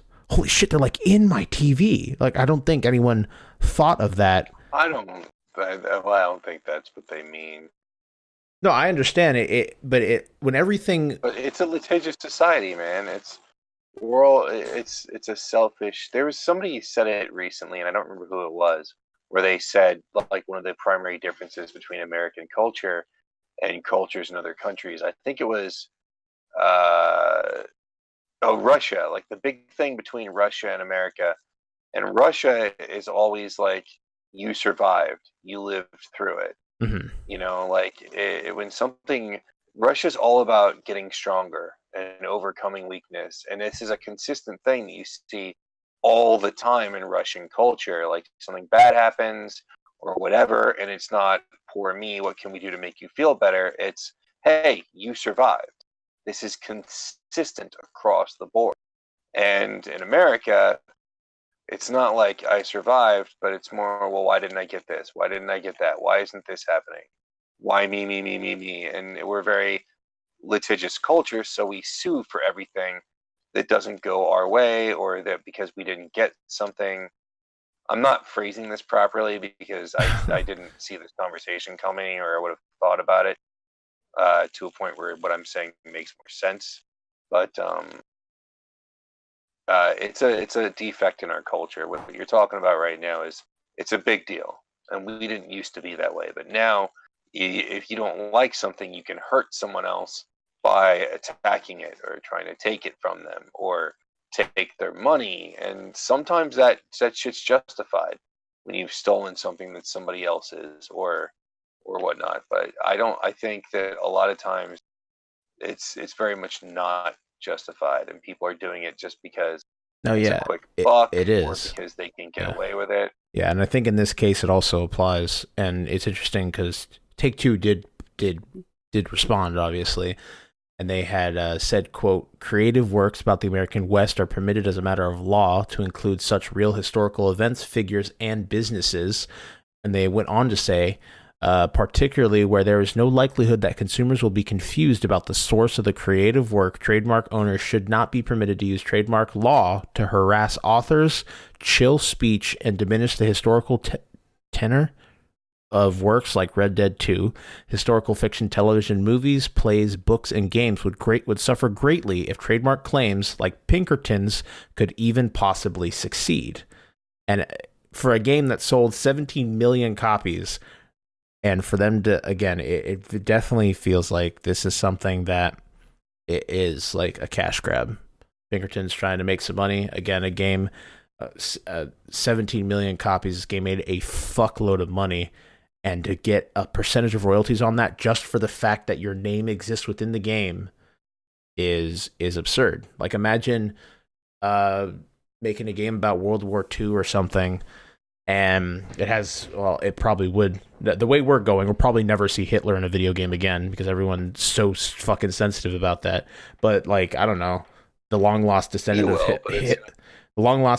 Hitler isn't happy that Hitler's in a game just because Hitler's in a game, and he wants proceeds just because his great bastard of a grandfather is in this video game. And then if something like this succeeds, then it always becomes like an example. Like, oh, it worked here. Why would it not work here? And that's how a lot of law changes, is when that one case succeeds, you now have a precedent for future cases. I learned a lot about this in history, and I don't remember any of them, but the blah blah blah versus blah blah blah, and it's how law versus Wade is a big one people constantly go back to. Yeah, stuff like that. It forms the way our law handles things in the future. So if something like this does succeed, then we could see more come from it because of Pinkerton versus Take-Two or whatever the fuck. And something like this, for being such a feeling like, because they're not hurting from this being here, it feels blatantly like a form of cash grab. So it's interesting. Again,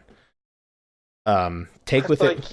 Like nobody ever, like when the woman sued over the cup of coffee, people use that as an excuse all the time, that she sued over a cup of coffee, and that's like such a bitch move because you already know the coffee's hot, and et cetera, et cetera. But she had like 3rd-degree burns from the fucking coffee. They spilled that shit all over her.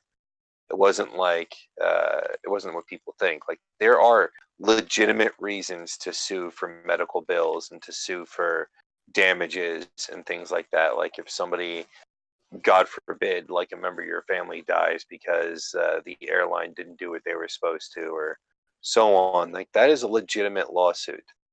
That exists to try and in some way, shape, or form compensate the family for their losses. You can't put a price on human life, but funerals are expensive, and their lives are forever going to be more difficult and more painful because of something.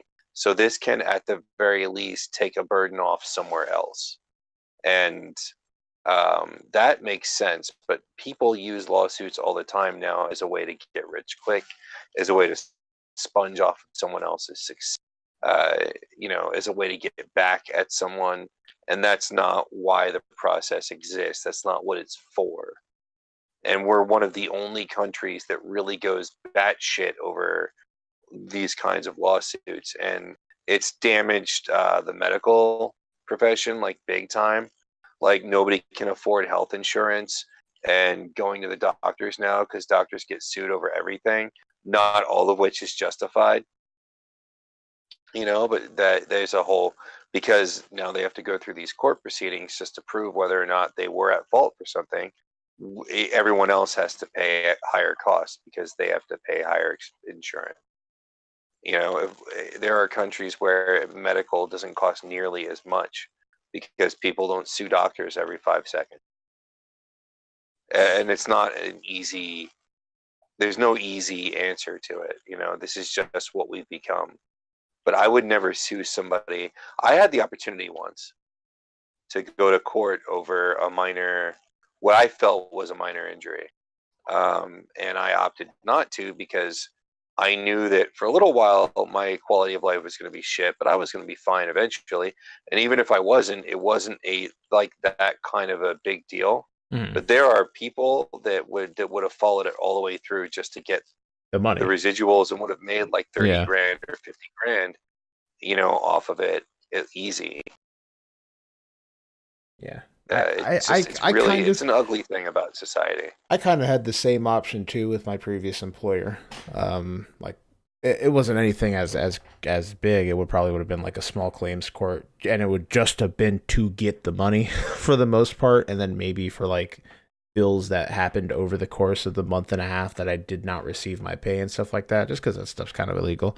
But I didn't go through with it. Eventually, I got my money and we parted ways, and everything's fine now. It's not a big deal. I have a new job and I actually get paid on time and stuff. So, I mean, again, it really comes down, it shows a little bit more of the character of that person, I think. And I think it's showing a little bit of the character of the Pinkerton agency here, too. So, let us know what you guys think about the whole situation. But we'll go ahead and spend a little bit of time talking about the little, basically some little discussion topics we came up with, or not necessarily came up with. I Googled it. We stole from the internet. But there are going to be a few little things about our experiences in film. Shawn being a little bit more heavily influenced than me, but still I could kind of provide some input here and there.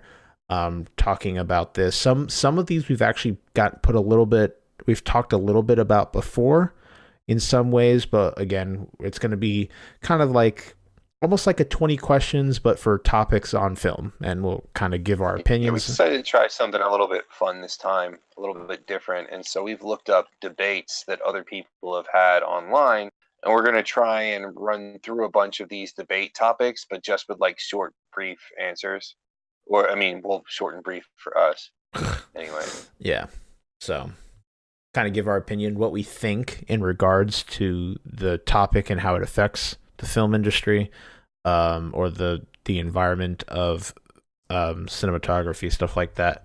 And, again, we'll give our opinions. So, we're going to shoot through them like we said, give our answers on each one, kind of delve into that a little bit, and then we'll probably call it after that. We got to read a little bit more of Handsome Jack's story, but we will do that at the end. So if that's not your thing, you have your time to dip out. But we'll clarify that before we get into it. So we'll start with the stuff. Our first one we had come across was film adaptation from other artistic mediums. So say if like, and again we've talked this before, when it comes from like, say you're turning like an anime into a movie, like the absolutely heinous what's it called, Death Note, and or how sometimes depending on the medium Parasite. that is moving into the film adaptation,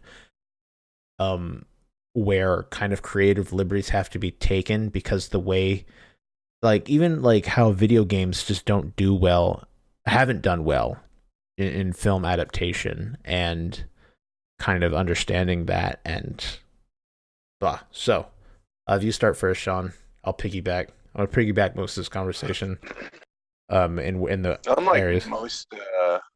Unlike the thoughts of most people, I think that good adaptations can and do exist.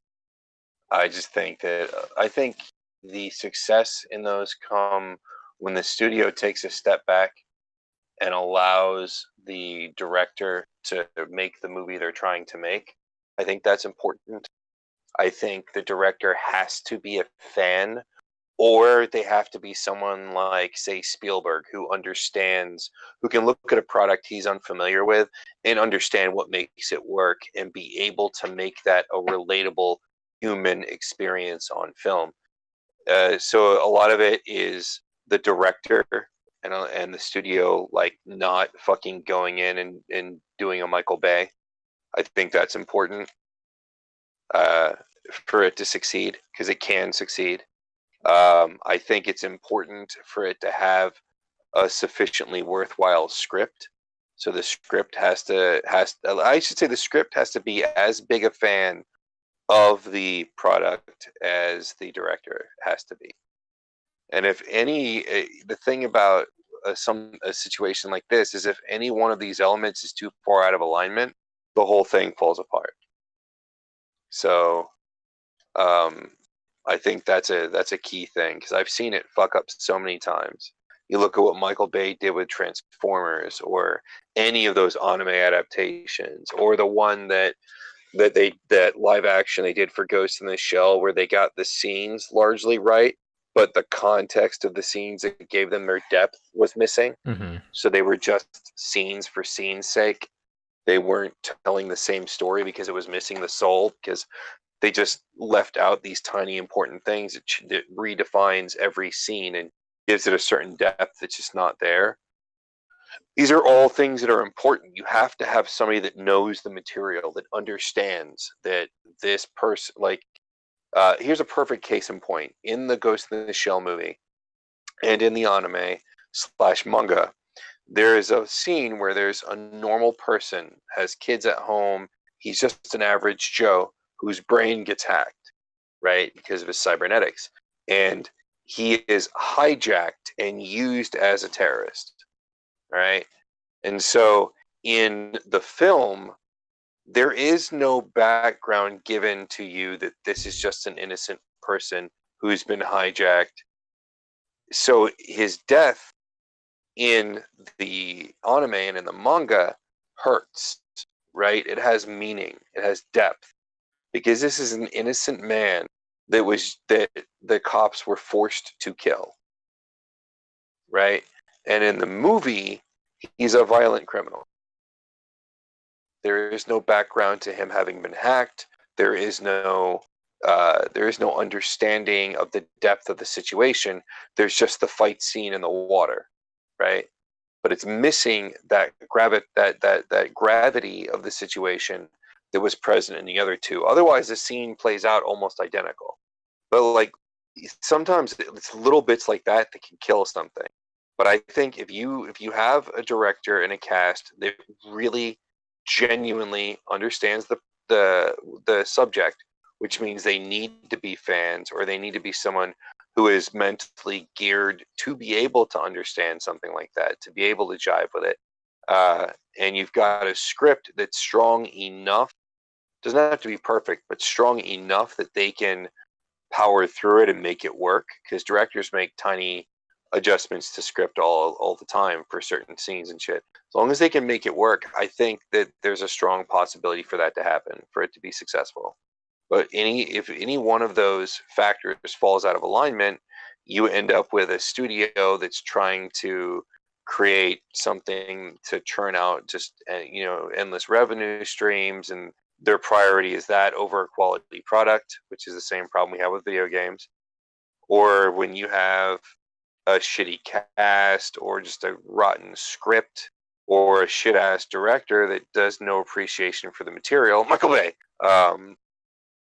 you end up with a mess that may work for pop culture or spectacle reasons, but does not do the material the justice for the people that actually like the material, and it just ends up being a mess. So I've only seen, and I know we've said this before, I've only seen a tiny handful of instances where the transition from one medium to another worked nearly flawlessly, and that was like Street Fighter: The Assassin's Fist was fucking amazing. There was it was called Mortal Kombat Legacy and Mortal Kombat Legacy 2. They were flawed, but they had a decent budget. They were made by a fan, and the people that acted in them were fans. And they retold the Mortal Kombat story, trying to give you something that was a little bit better written than the Mortal Kombat films. And those were both really interesting. The Mortal Kombat movie was fun, but stupid. There's really not a lot out there. I can't think of any that really transitioned well. I haven't seen the Gintama movie. All of the anime films we've mentioned were trash. Yeah. I haven't seen the Mob Psycho series. The Erased show you said was bad. I watched the live action of Corpse Party, and they completely rewrote the plot, and it's really stupid now. The ending was interesting, because Corpse Party always has certain survivors, and it's always the same people that survive, minus a few that die to create the sequel. But your core party is almost always there. I'm not going to name who they are, but they always survive because they're always the survivors. And in the movie, they completely ignored that entirely. So there's only 2 survivors. The only thing that was interesting was a little bit of a twist at the end, but that was it. That was garbage. Everything I've seen where they try and transition from the manga / anime to live action, even it's usually garbage. Transitioning from a manga to an anime, you usually end up with less dense material, but that oftentimes you're still able to carry on the heart of the subject. So it tends, I don't know, that's like a 50-50 shot, really, because a lot of really good anime over there, if you watch the anime first and you love it, they tank in Japan because it doesn't follow the manga and the audience doesn't watch it. So I'd probably, and from my perspective, I think they usually do an okay job. But if we looked at the failures to successes, that's really not the case. I think another thing to understand too is that it has to be seen as an adaptation. I think you have a little bit more freedom with TV shows that are adaptations, because a movie, it falls within a 2 to 3 hour film, or a 2 to 3 hour time frame. And a lot of the time there has to be things removed. Like if you say out, people always say, "Oh, the book's better than the movie." But I mean, it would make sense because you have more content in the book. Yeah, you can't take a book and turn it into a film and expect to have everything there. So a lot of the time, I think that when directors and the crew behind these films, if they don't approach it as that, like the fact that we are transitioning, this is a transition into a different medium, and take those liberties in a way that still respects the original source, to the degree that the people coming for the original source will still be like understanding. Because again, I don't think anyone goes to a movie that's based off a book and expects the entire book. You shouldn't. That's stupid. Yeah, Marvel's a good example of that. The Marvel movies respect the source material for the most part. Mm-hmm.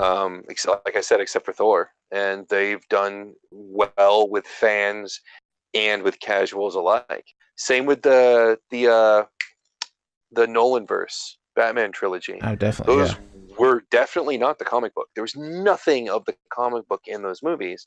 That was him trying to do a grounded version of the comic books, but he got the root of the characters close enough to the source material that you were able to accept that adaptation as legitimate and good. Like those are the best Batman movies, and they're not really close to the comics at all. The third one was kind of garbage, but the first two were amazing. Yeah, I would agree. So it's harder for me to accept an adaptation because I like to see the same thing across two mediums, because it's me getting to see it differently. Like I loved Assassin's Fist. I really, really legitimately loved it. There was so much love for the source material in there, and so much love for the characters and what they were doing. And you just felt the joy that the cast had making this show, this movie, this miniseries. But I mean, it's packaged in different ways, but it's the same thing.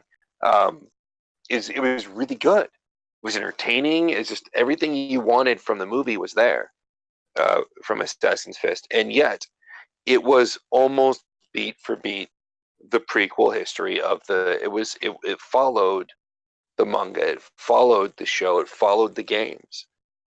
There's only like one area it deviated, and so for that to be so strong and to not take liberties, that was mind-blowing to me, because before then I thought the best I was going to get was going to be The Dark Knight or Batman Begins. I thought that was going to be the best adaptation, but you can do a nearly spot for spot adaptation.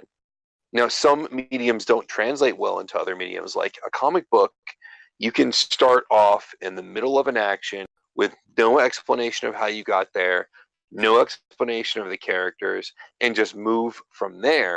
And people will pick up on what's happened organically. They don't need all that stuff. But it's difficult to start a visual medium, it's even more visual, which is film, without having something leading up. You lose audiences because the way that our brain consumes a film is different from a comic book or a manga, which is different than the way we consume a novel, which is different than how we consume cartoons, which, etc. The way it translates a story in our brain, the way the chemistry works, is very different. So the stories are told in differing manners.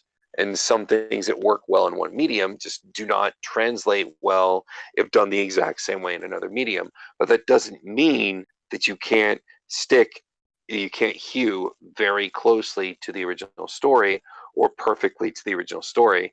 You may just have to adjust some things, like all the minute details may not be the same. And in other instances, like with Nolan, he didn't want to do the comic book Batman. He set out with the specific purpose of it being an adaptation. He wasn't trying to tell the Killing Joke. He wasn't trying to tell, an iconic story. He was reinventing the character in a full-blown, it was the purpose behind it was an adaptation. It wasn't to tell the history. It wasn't to tell a story that's been told before. And that made it much more palatable. Whereas if you watch the animation of the Killing Joke, or not Killing Joke, was it Killing Joke when he fucking paralyzed Barbara? Fuck, I don't know why I'm having a brain fart right now. But when the Joker paralyzed Barbara Gordon, they animated the film recently. I think it was like 2 years ago, and they added in this garbage that completely destroys what Batman is, who Barbara is, what the Bat family's relationship between the two are. Like, it fucks all that shit up big time. And there's no reasonable reason for them to have put that in there. If they had just done the story of how Barbara lost her legs, if they had just done that,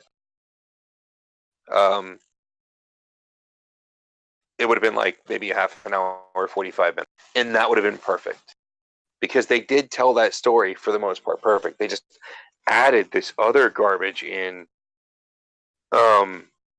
It was the Killing Joke. That's what it was. Yeah. They added this other garbage in about Barbara Gordon fucking Batman, like them having sex. In I think it was after or before or leading up to it, and not only it just defeats the characters, just fucks it all up. So they stayed true to the source material for the part of it that was actually from the source material, but in this case, they added all this other shit that just completely destroyed the entire project. So there's a lot of pitfalls there. Another interesting thing, and it kind of comes in line with how you're speaking of the crew being fans, is the mediums that a lot of the time that this stuff crosses over with, the way that you understand and you internalize these stories are different. Like with a book, it is not a visual medium. A lot of what's going on with that world, when you fall into a book that's telling some type of story, sci-fi, fantasy, something like that, and it has a world that it creates, that world you create yourself, like visually at least. You see the details, you read about the details, and you fill in the blanks with your mind. The thing with the movie is you can't do that. Those blanks have to be filled in for you because it's a visual medium. So the person filling in those blanks, if they aren't to the degree, it doesn't have to be exactly how you filled it in, but if it's not, again, in a realm that respects what the source material was trying to do, and those blanks aren't filled in according to that and the way that book worked, you're going to have this kind of backlash from the people that did indulge in the book, because the feeling that they got from what that author was trying to portray with just words was not properly, again, respected. I think the same thing goes with video games, with it being, it's visual, but it's more interactive. So you're not, every element of the story is not directly told to you or directly a character talking to another. A lot of the story in some games can be perceived through the world and through the way that you interact with the world, and the way that you live in the world changes the way you internalize that story, because it's just a different level of interaction than you would have in a film, which can, again, if that, again, it always comes back, if that source is not respected in that transition, you can lose a lot of people that were fans of that source. So I think that also comes into play too. I think what we're going to have to do here... Yeah, that chimes in with what we were talking about, with what I said earlier about how you consume the media changes. Yeah. From media to media. I think what we're might have to do is we might have to take the rest of our points here and save them for like future film topics to discuss. That's fine. Doesn't matter to me.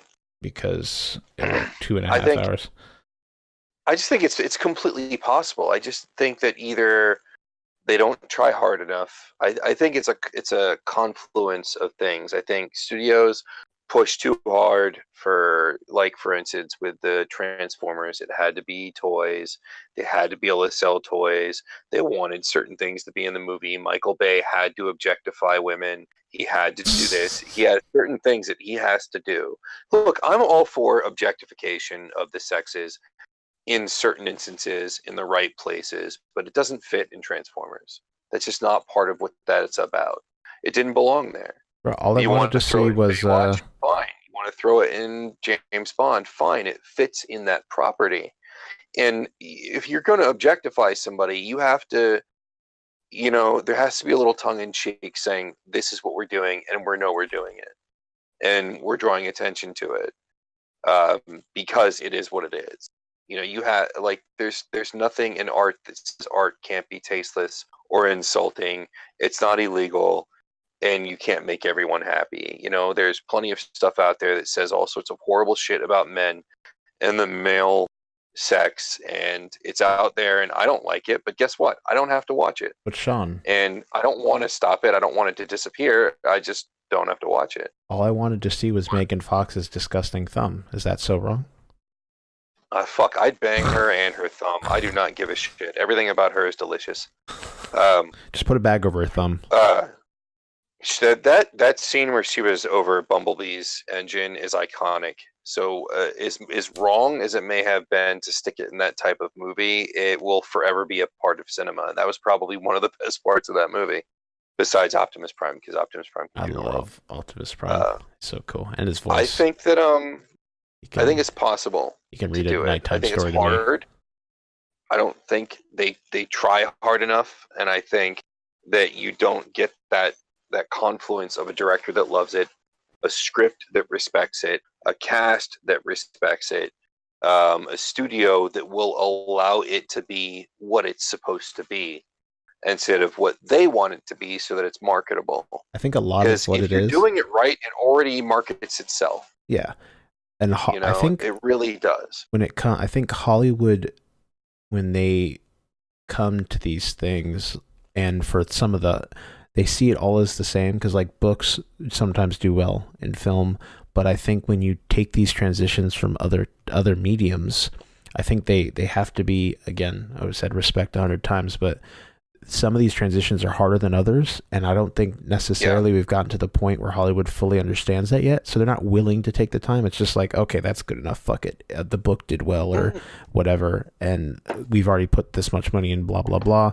maybe it'll make it back, kind of thing. And then if it doesn't do well, it's not, I think at this point the risk reward for it is not big enough for them to get the crew, get the cast to care enough to do it. No, not at all. I don't think it is. I think that it's just quick cash grabs. Another film that really adapted extremely closely to the novel was Bram Stoker's Dracula, the one Francis Ford Coppola's film. Okay. Make fun of Keanu's performance all you want to. It is his worst performance of all time. I still love that movie because it's one of my favorite novels, and it almost stuck page for page. And Coppola did such an excellent job of taking the way that you would perceive things and really putting that on screen in such a broad way that no matter how you read the books, it is just accessible enough. Every scene is just accessible enough that it really does kind of chime in with how you picture things when you read the book. You can also chalk that up to how Bram Stoker's writing style, he did get fairly detailed in certain areas, which makes it a little bit easier to put things into visual focus. But I do think that there's a lot of nuance in comics, cartoons, and novels that Hollywood does not understand or care to understand. There's no money in understanding. If they can get the broad beats, it'll make cash. If it doesn't make cash, they'll make it back somewhere else. There's not a lot of nuance in platforming games or simple games like Super Mario Brothers, so it becomes a bit more difficult to try and write a story that would take up 90 minutes, because most adaptations are 90-minute films, not counting the Michael Bay-gasms and the Chris Nolans of the world. Most of them are 90 minutes. They're not 2 hours long.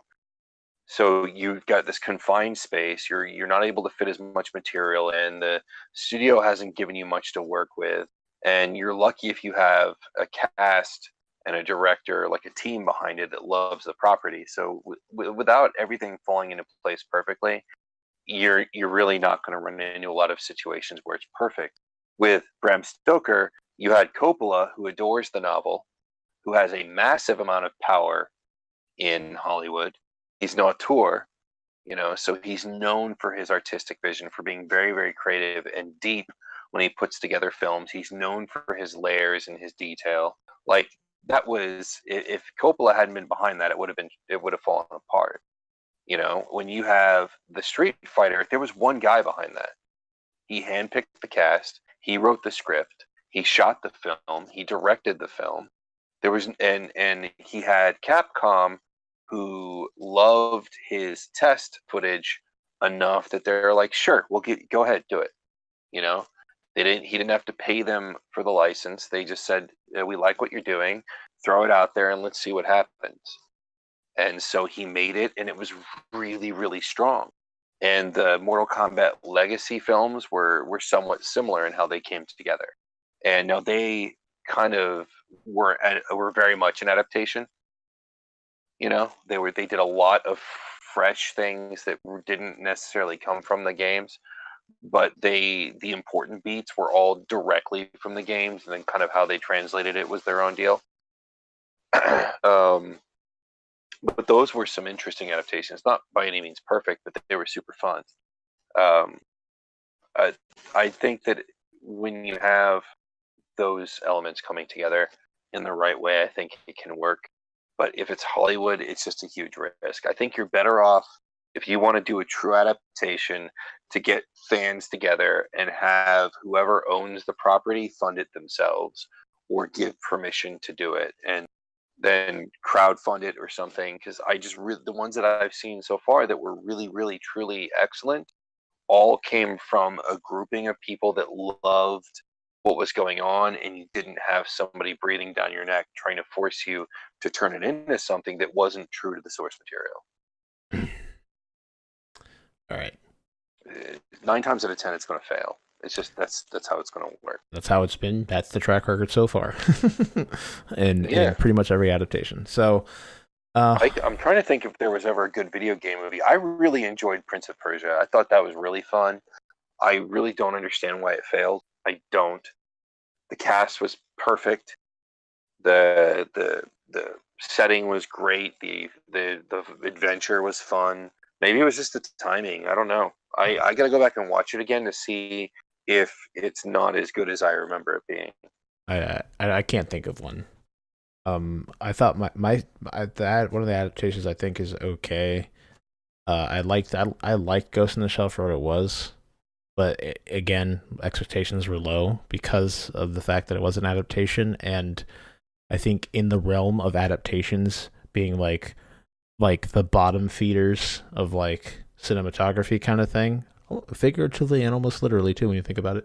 I think it did okay, but like I've never had one that like completely blew me out of the water for being good. So. It just completely missed the point of Ghost in the Shell, and Ghost in the Shell isn't something that your average watcher is going to understand the point anyway. They might catch the broad strokes, but the subtle nuances, because Shiro, almighty pervert that he is, Shiro wrote these extremely layered, poignant stories, but that had all this poetry and humanities and philosophy, deep philosophy. What? We're almost 3 hours in. gonna need you to wrap it up. My point's made. I'm good. Whatever. Okay. Cool. Hugs and kisses and all your pink parts. Cool. Like, when I said that, I didn't expect you to go off onto another segue. Man, we should sell segues, the amount of fucking ones that we do on this show. Okay. So, I'll read my ending thing. This will be the point. Okay, if you don't want to hear the rest of Handsome Jack's story, or another part of it, probably be like a 3-parter. We're gonna do a little bit more, and then a little bit more, or the ending of it at the prologue, at least at the end. We're not gonna read the whole story. It's just gonna be the prologue. Did you fart, or were you stretching? It sounded like a fart. I bet they. No, I totally farted. Oh, nice, dude! I've been farting all fucking night too, man. Holy shit! It's just I got a sound gate, so they don't. That shit, I'm not afraid. I thought you were stretching. I'm not afraid. It's okay, dude. I've been, and it's the worst part is the fan's not running. So like, it's been. So you just get the stew. I sit in my fart. It is horrendous. So I'm sitting here like crying while I'm trying to talk about the greater intricacies. Onions, only the onions smell like dead raccoons. Yeah. Holy shit, this is a much longer piece you've got in here. No, it's not the whole thing. I put the rest of it in, but we're only going to go so far. Oh. Yeah. Where did we end off last time? Oh, I cut out the first part, so where the asterisk star, that's right after where we cut off.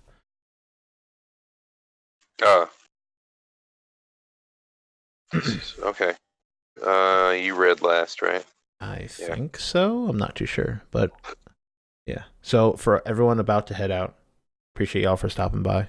If that is the case, if you're going to stick around, we appreciate it. We're going to go ahead and read a little bit more of this, and then I'll give my random fact, and we'll call it a night. So take us away, Shawn. I don't remember what happened last time. All I know is that nothing really of major. It's just kind of been like setting up the character, kind of like nothing major. Yeah, it was like insanely heavy exposition. I remember that. Okay. Blinking in confusion, Ian looked around, failing to see where it could possibly be, whatever it was. It was his pill. He thought about. Remember, he's having a headache. His pill, right? He's having a headache, so he's looking for his pill. Yeah. Or migraine. Yeah. He thought about where he could have placed it, and then it hit him. He had indeed placed his pill bottle on the nightstand the previous night, right next to the. Right next to the alarm clock, of course. Sighing in annoyance, Ian got up on his feet, walked over to the wall where the clock had been launched. He sat down on his laurels and picked up the clock, which seemed to still be intact. He dismissively placed it back on the nightstand, silently praying that the bottle hadn't been opened by his little outburst, and he'd have to start his morning, or he'd have to start his morning picking tiny little pills off the floor. All right. I think it's your turn. All right. Luckily, the lid had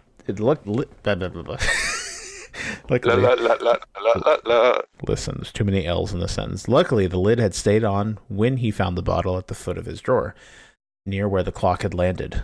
Drawing a breath of relief, he placed one of the pea-sized pills in the palm of his hand. Pea-sized pill. I don't think I've ever taken a pea-sized pill in the palm of his hand, tilting his head backwards and swallowing.